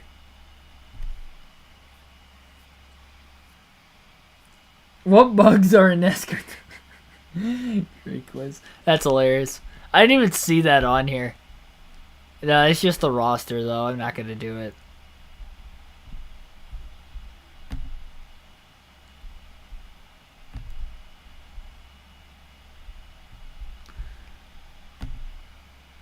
You guys pick. Daytona, we don't need your scams. Should create one for bugs. Oh my gosh. Pick a quiz of any category, and I will do it to round this stream off. This long stream. Anything not sports related, though. Not sports related. It could be anything to make me look stupid at the cost of your guys' entertainment.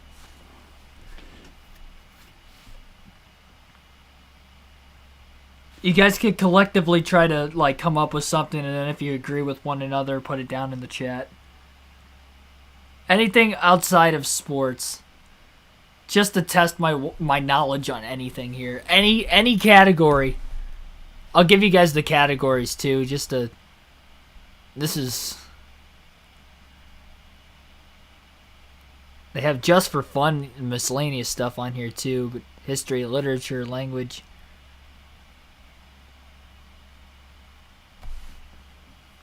No sports, yeah.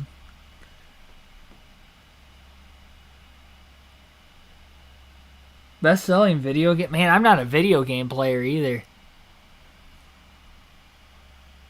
Even though I play NASCAR video games. I mean, that's like...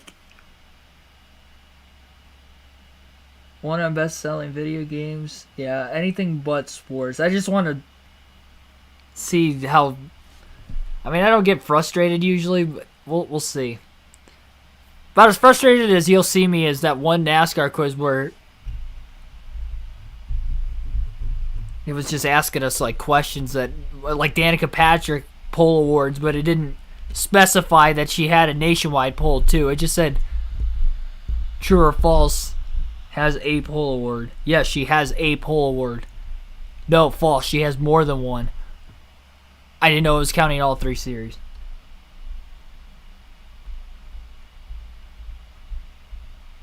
history, we got language, and gaming.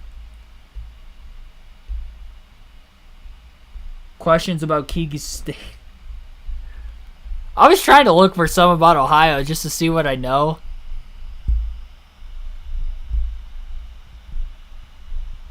We have history.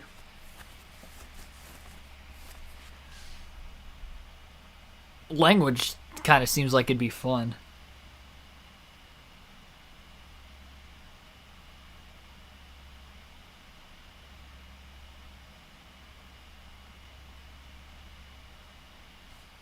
Yeah, collectively down in the chat, I see you guys putting in answers, but I don't think I see the same, like,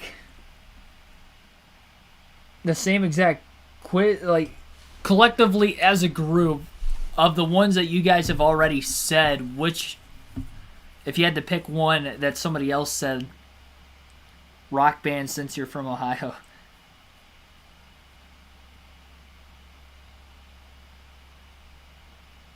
Tyler Burbeck, Dark Crypto. I like the rock bands. That's not going to make me look stupid, though. I should know most of those. Then again, though, the problem with the rock, like, if it's like a Rock and Roll Hall of Fame kind of situation, they have, like, pop stars in the Rock and Roll Hall of Fame, so that one's kind of tough.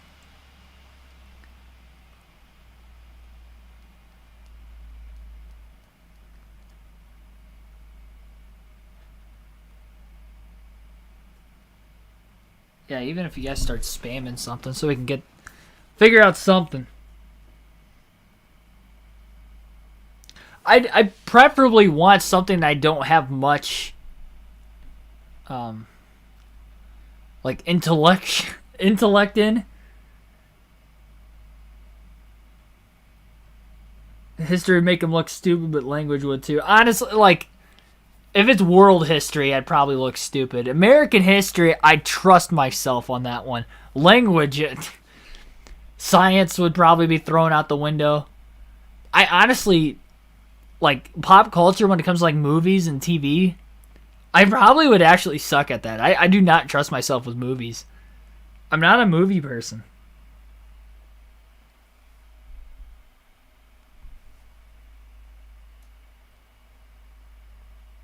I would struggle with gaming. I literally only play sports games. I would struggle. I don't know how many of you guys play, like, games outside of, like, you know, what games you guys play outside of NASCAR, so I don't know if you guys would even be able to roast me off of that or not. History. Dark Crypto, R6 say history. Did Tyler say history at one point? We have one for language, for gaming.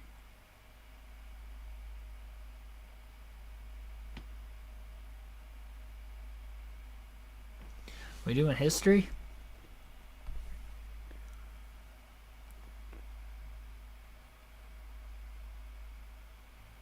Trisha plays any games.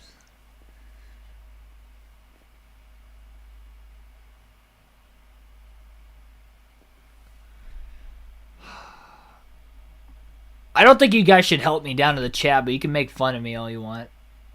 History. All right. Well, we'll see what we can do here. A to Z, 20th century people. That would be the 90s and before. Let's see here. U.S. presidents.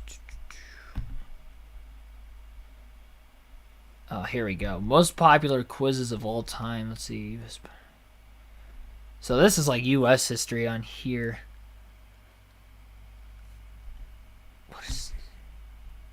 I don't know if I should do history. Because, like, I don't want to pick some random country. But at the same time, it's like, I feel like U.S. history, I could kind of hold my own. What was the other one on here? We had rock bands, but...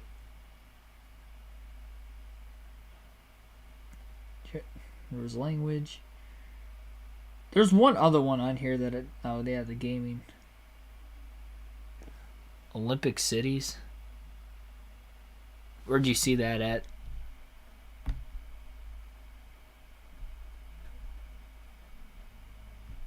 I probably have to name the Olympics.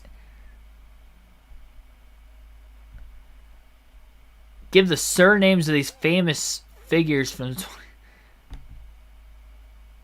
If this is going to be like a picture... Ooh.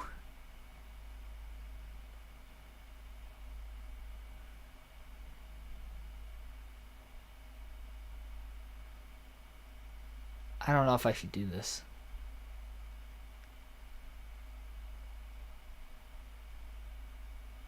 I know who some of these people are. Definitely not all of them. Let's do language. Sure, let's... Alright, language. This is just for fun. 5-letter words. Let's see, language. Should we do... What kind of language?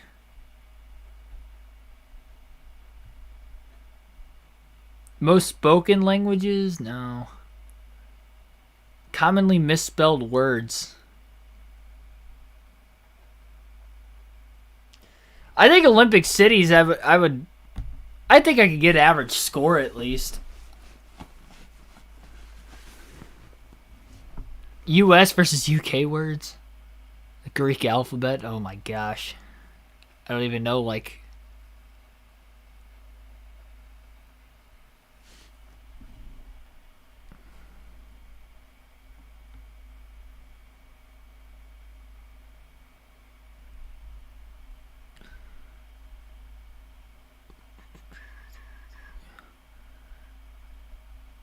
I'm fine with doing language. I'm just trying to figure out a quiz that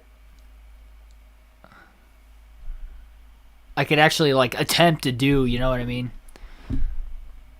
This is one thing if I'm just staring blankly for like 20 minutes not knowing anything, but I would like to like at least try to guess or attempt certain. There's got to be something where we can guess the language, right? I mean, there's Chinese. That's probably got to be the hardest one, right? Chinese or Japanese, where they have like the symbols. That's got to be like the hardest one. Should I do Spanish? I took Spanish in high school for 2 years, and I can tell you right now, I don't remember a thing. I think I should do Spanish. I think that would be fun. I think Spanish would be fun.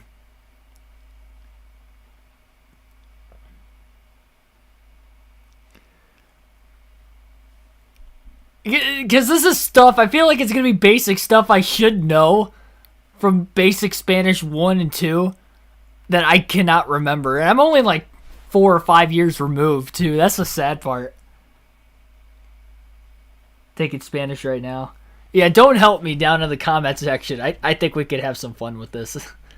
I have some Spanish-speaking friends, too, that I mean, they're probably not watching, but... Oh my goodness, Spanish language movies, the right Spanish word.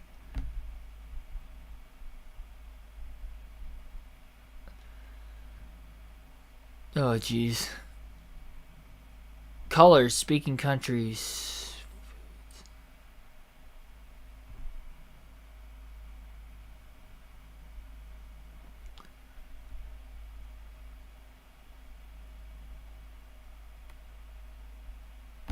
Just go popular all time. Word languages bunker. If you make it all the way through this bunker, it means that you're basically fluent in every language. Okay, let's try this one then.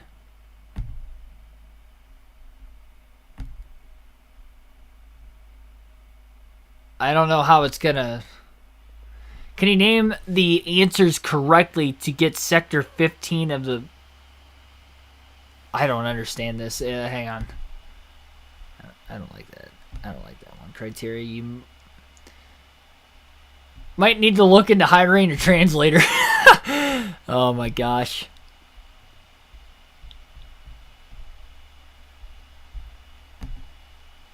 I like the Spanish colors. Foods. You can speak some Japanese.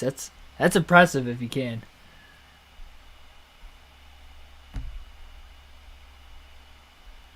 Let's see. Let me go Spanish.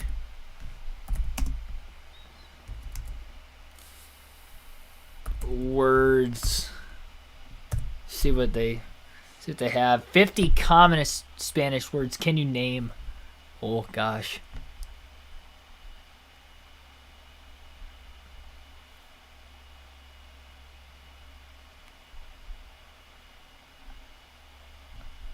Restated Spanish words. Can you name the English words from the given 5-letter Spanish words? Does it have to be 5 letters? I want something like this, but if it could be like any amount of letters, that'd be English words excluding proper nouns that could be anagrammed from the given letter Spanish words.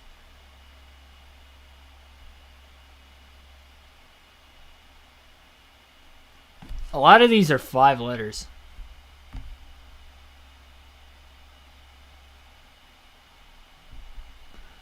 Let's try it. Spanish, English. No, hang on. 5-letter Spanish words. Wait, do I have to say these?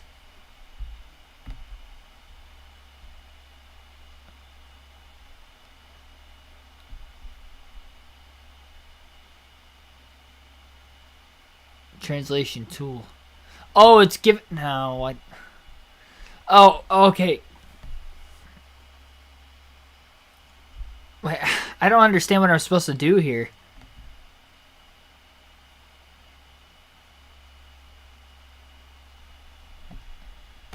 I thought we were gonna have more fun with this. I can't even find. What does anagram mean? I don't. I couldn't tell you. Couldn't tell you. Name the English words excluding proper nouns.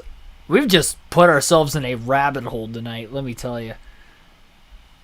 Basic Spanish flashcards. Thank you. This is something I was looking for. All right, let's do it. Spanish flashcards. We have 50 of them. Let's take the timer off. Stopwatch. We're taking the timer off. Let's just see what we can get here. With. Oh, jeez. Here we go. Spanish flashcards. All right. You know what? Let's see what I can get. Very really nice. Let's see. Let's see. Spanish flashcards. This is the final quiz of the night. I'm looking through these. We don't have a timer. Hang on. Time is aura.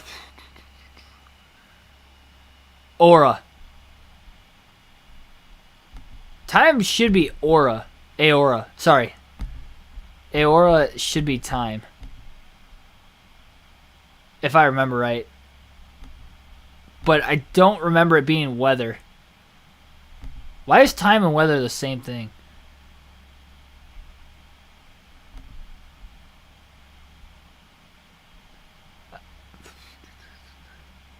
One is uno. I don't know what first would be.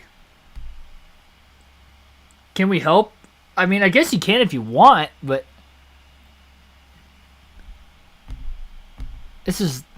these are basic words too. That's the sad part. All right, let's see here. I don't want to take too much time with this, but I'm looking for words I know. I think aura. His, her, their, your. Hang on. A C's on here. Where's yes at? No is no. Hang on. Where's no? The easiest one on here. No is no. He. It's L. Right? L la. L la is he, she.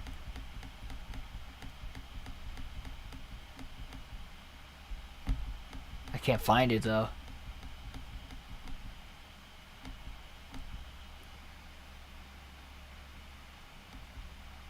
Primero, is that first? I don't know which one of you guys though actually know what you're talking about or are guessing.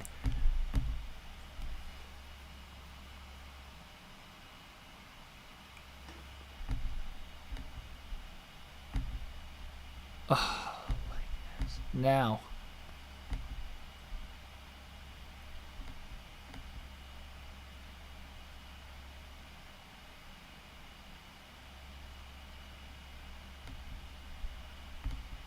Essay and Essa.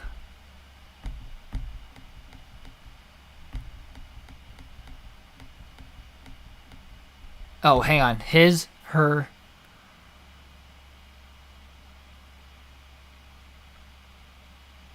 Their, your, L. That's L and La. Oh, no! I thought I had that. Oh, you know what? We can't. It disappears if we get it wrong too. We don't get to try again. Well, that sucks. Aora's time. It's gotta be. No, it's not. What? I could have swore it was time. Okay, you guys are saying Primero is first. You are right with that because.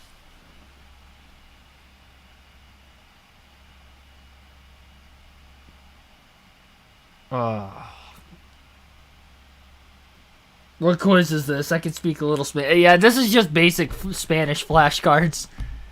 I know some of these. At least I thought I did. But, except, nor, neither. That is. I don't know. I'd like to try these on my own. But I feel like I'd be here forever trying to figure this out. Also, more. Almost.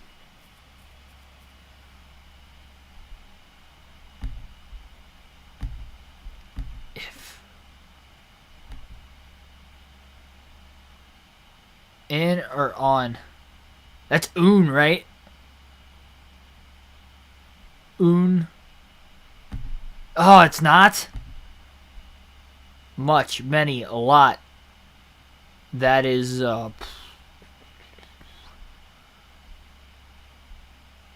mucho. Yeah, let's go. Tiempo's time? I thought time was Aora. If my Spanish teacher was watching this from high school.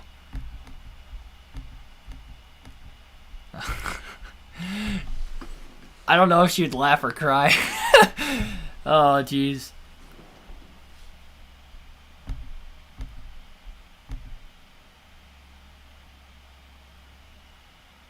Un is, I think. New is nuevo. Otro is other. Jeez. I would not have gotten these, honest. Thing.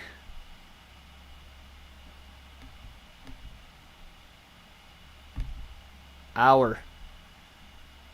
I know. Hour is. I've heard a lot of these words, but they're not like matching up correctly in my head. Hour. That is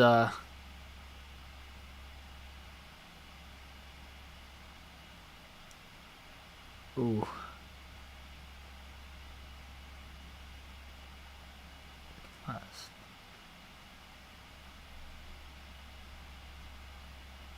Toto team. Jeez, I don't know.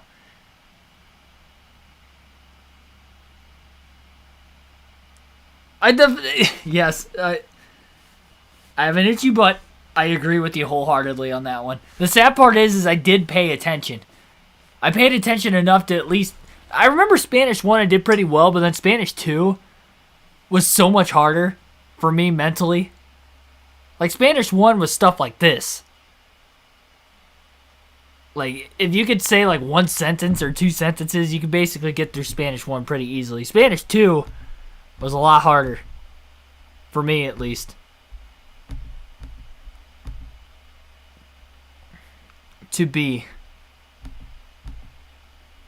Hang on, this.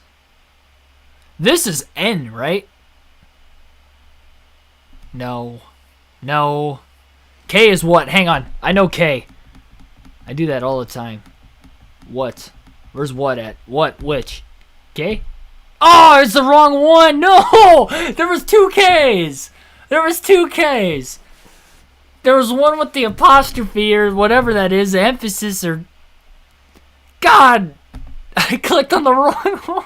I didn't even see there was two Ks. He, that's L. Is it with the little accent? Not the apostrophe, it's an accent. Gosh. Oh, I'm upset with myself. I should have gotten that. I knew K was what, and I was looking for it. And I still clicked on the wrong one. That is L something, right? No, because I just had L. Well, wait a minute. Yes, that place per... If that's not L or La, then I is yo. Okay, now that you say that, I do remember that. If I would have had to get this on my own, though. Where's I at, though? I don't... Oh, there it is. I is yo. E is and, which is Y. If that made it... Hang on. A. That's... No, that's and, not and. A-N-D, and.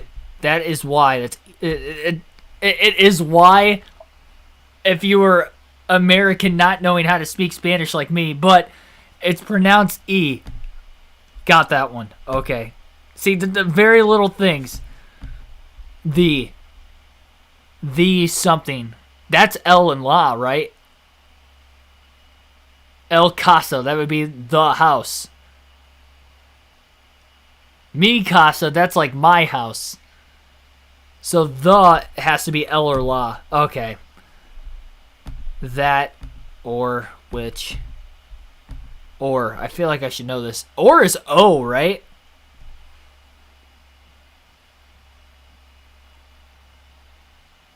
I think other is Ocho. I think or is O. Okay, I got that. I'm starting to get a little bit better. I've only got 3 wrong, believe it or not.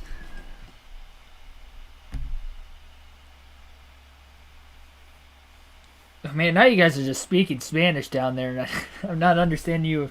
Come on, Keegan. Keegan, stop. What'd I do? What were you guys responding to? I can't believe I got the K wrong. They're messing with you? Oh, this is terrible. Man, if you guys are messing with me, how am I ever going to trust you guys?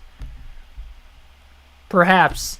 I do want to see how I'm looking at the comment section to see you guys making fun of me at the simple mistakes I've made. Those of you that actually... Cone is with... Wait, more. That's No, I already have mucho on here. What's more then? Mas is more. Okay. I'm glad I saw that today.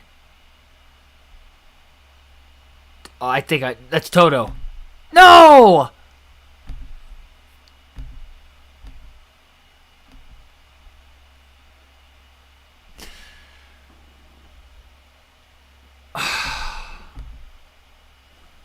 Like...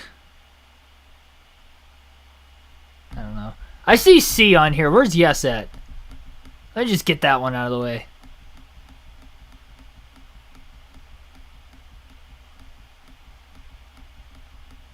I don't see yes anywhere on here.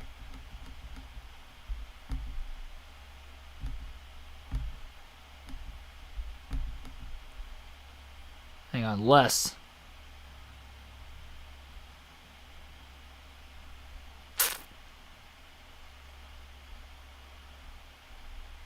Oh man, what's Porqué? I remember Porqué, but I can't. Porqués, please. Porqué, spare me on this quiz. Porqués, please.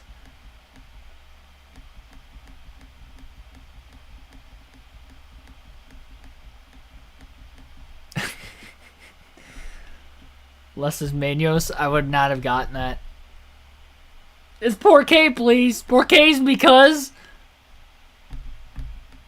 I thought it was please. I was looking for please and I couldn't find please anywhere on here. Porqué is because. I guess it is. Porqué in 2 words is why. I don't think Porqué in 2 words is on here though. I thought it was please. Nor neither is nada.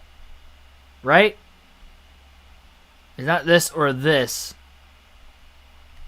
What other options are there in my head that would make sense with that? It's got to be nada. Oh, please is por favor. Oh my goodness. Now that you say that, is please on here? I didn't see please the first time through. And that's un. Yes, okay. Another.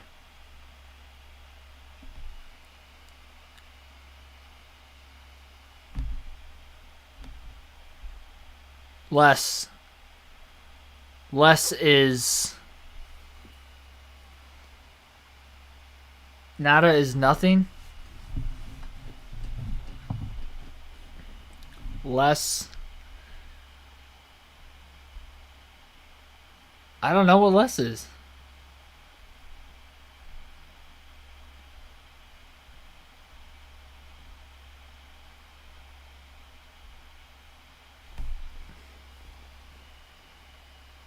Otro? Is that right?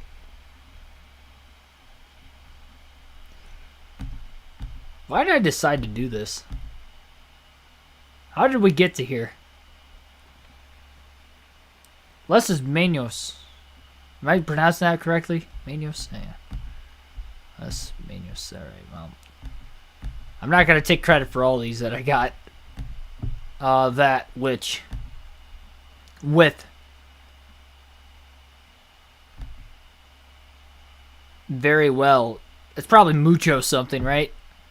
Muy? Muy. Hang on, it's muy. Ah ha ha. Yes. That one I got on my own. Pat myself on the back. Yesterday. I feel like I should know this one. Donde? Donde está? Wait, hang on. That's a question. Donde is a question. Of some sort. If, whether, no. Where? Donde? When? Ooh. We got where, we have when.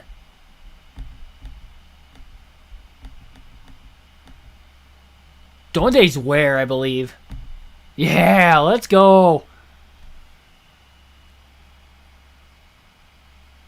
Air is yesterday. Air. A year.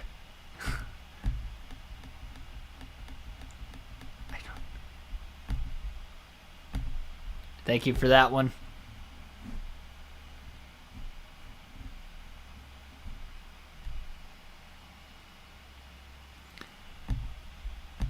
Let's see, each and every.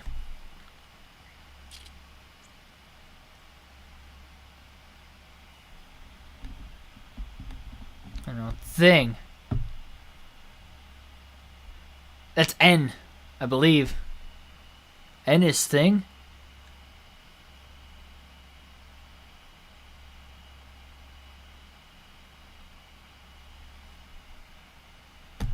Nope. I really thought I knew that one. Without. I remember one of you guys saying without was something on here. What's without? Giga is muy stupido. I didn't even see that in the chat.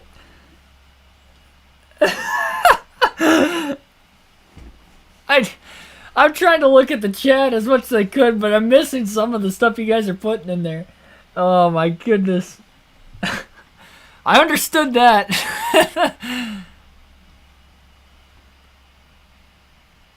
Oh my gosh. With this cone. So if with this cone, then what is without?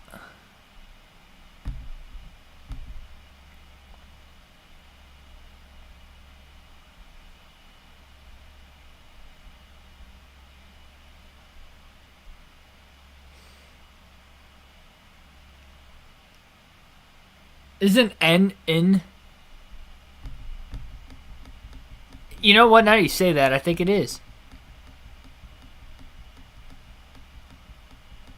Or not, because I can't find it on here.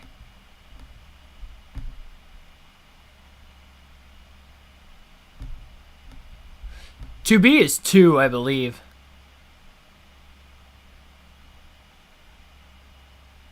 Where's 2? I saw 2 on here somewhere.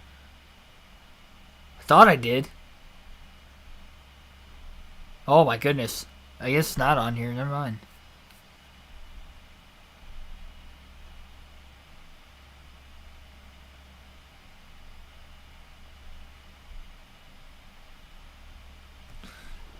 Without is sin.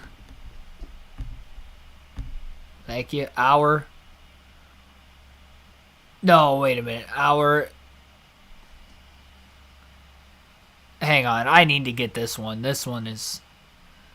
out of what we have left. Our Sue. Sue.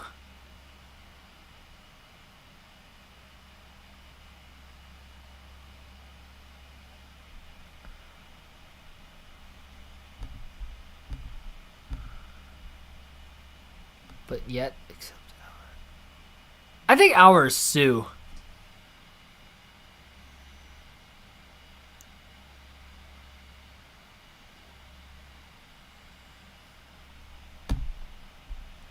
Well, I was wrong on that one. But yet, except Toto. To be. That's Toto. Dang it! I'm just trying to get this over with at this point. After.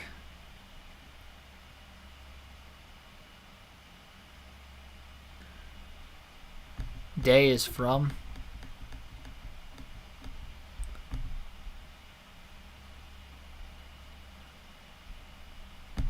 Yes, it is.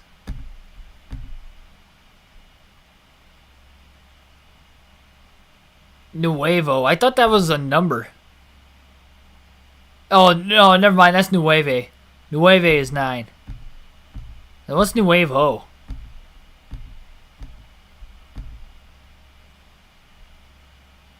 That which? That's Como. With is Como. Oh my gosh. This is honestly, I thought this was gonna be a tad bit easier.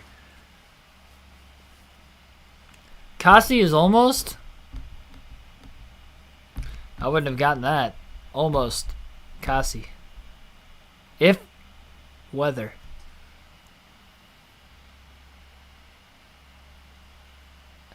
What is A?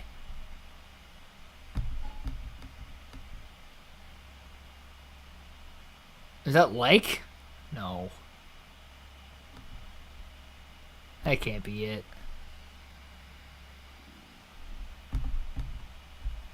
Hoy is I really don't know the rest of these,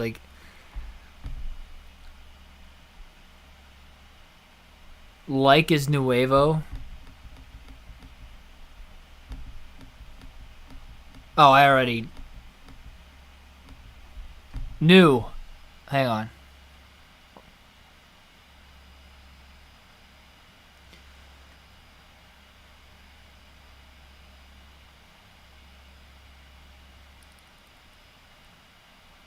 Is that ne? And I'm even saying that right?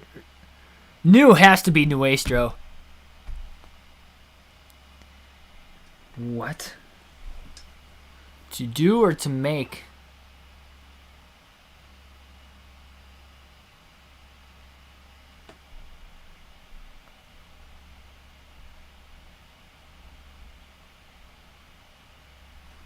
I don't even know. Nuevo is new, not Nuestro. Well, that makes sense at least. When? Is that the other K? I don't know what the 1K... The 1K means what? I don't know what the other K means. Like or as. I feel like that's one of the, like, ESTA or SA. Or S... No, it's ESTA or ESTA. Este or ESTA.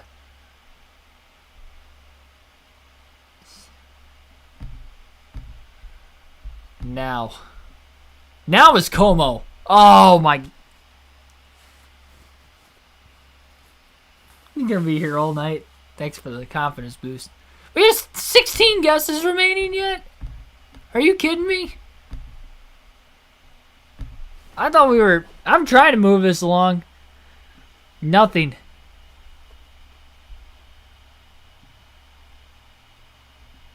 That's Nuestro. A little bit. A little bit or a few.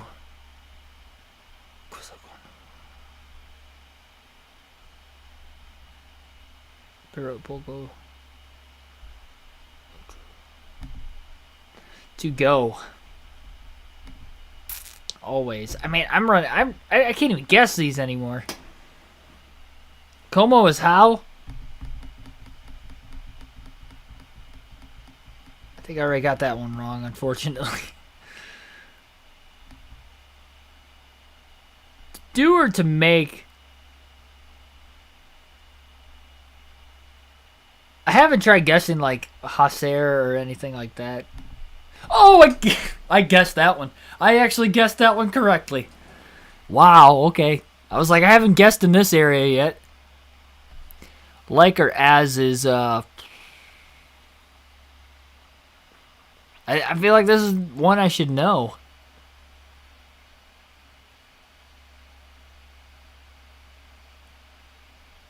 Ear. Ear is or, right? No, O is... I think I already got that one. Other, another.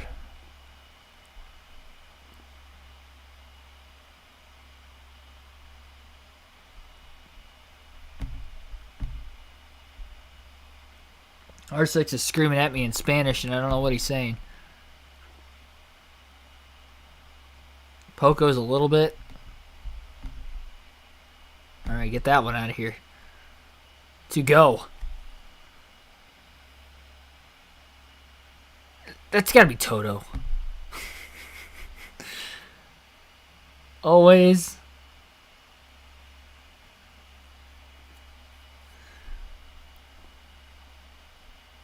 I should have done like Spanish phrases. Can I do that instead? We're gonna be here all night with this one. We're 25 minutes of counting on that one. I was not expecting it to take that long. I was trying. Spanish phrases. I think I have a better chance at this. Language basics. Let's do it. 8 minutes. This is it, guys. 7. Bye. Oh, I have to spell it, though. No, I don't want that. I can't even spell in English half the time. I'm good with enunciation, but spelling is not the greatest. Basic Spanish phrases. Can you name the basic Spanish phrase? I want, like, sentences, not...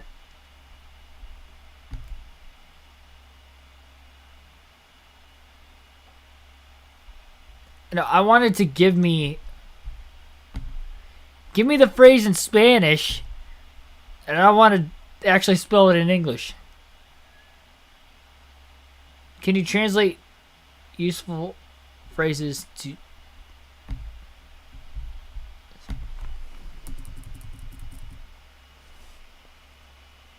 Spanish to English?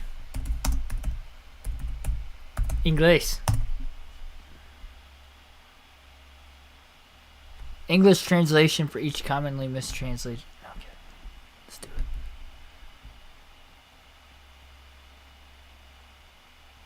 Oh, this is easy. Come on. Give me a sentence. Sentences.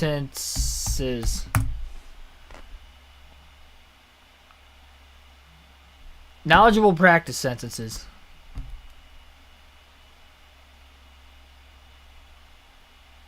There's got to be a way to flip this around.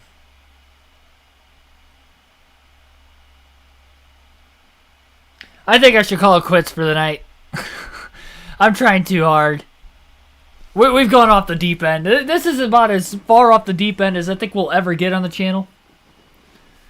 Thanks for joining along for the ride. I think we need to quit, or I'll literally be here all night, and I don't need that. It's already 10 o'clock. I haven't eaten yet. All right. Well, thanks for everybody watching the Geico 1000 at Talladega. For those of you that were not aware of what was going on before we got to this point, we had a caution glitch on NASCAR 21 ignition where we kept having caution after caution after caution, and we ended up just having to run the final 28 laps on Race Now without any stages on. Ended up actually finishing third with Ryan Blaney nonetheless. It was a fun night of racing. It was a fun night of trivia. I don't know if we'll do trivia again on the channel. I feel like we've kind of done everything with trivia when it comes to NASCAR. We tried testing the waters with other stuff, and it was fun for a little bit, and I think I drug it on way too long, to be completely honest. But thanks, everybody, for watching. You guys are mostly out of here already. I'm getting out of here, too. I got to work in the morning. Thank you, everybody, for your support, as always. This is the NASCAR channel. Subscribe for more daily NASCAR content. Road to becoming a NASCAR commentator down the road. And I will see you guys in the next live stream. Tomorrow night at 7 p.m. Eastern Standard Time. NASCAR Busch Series racing for the custom schedule season. Again, at 7 p.m. Eastern Standard Time tomorrow. See you then.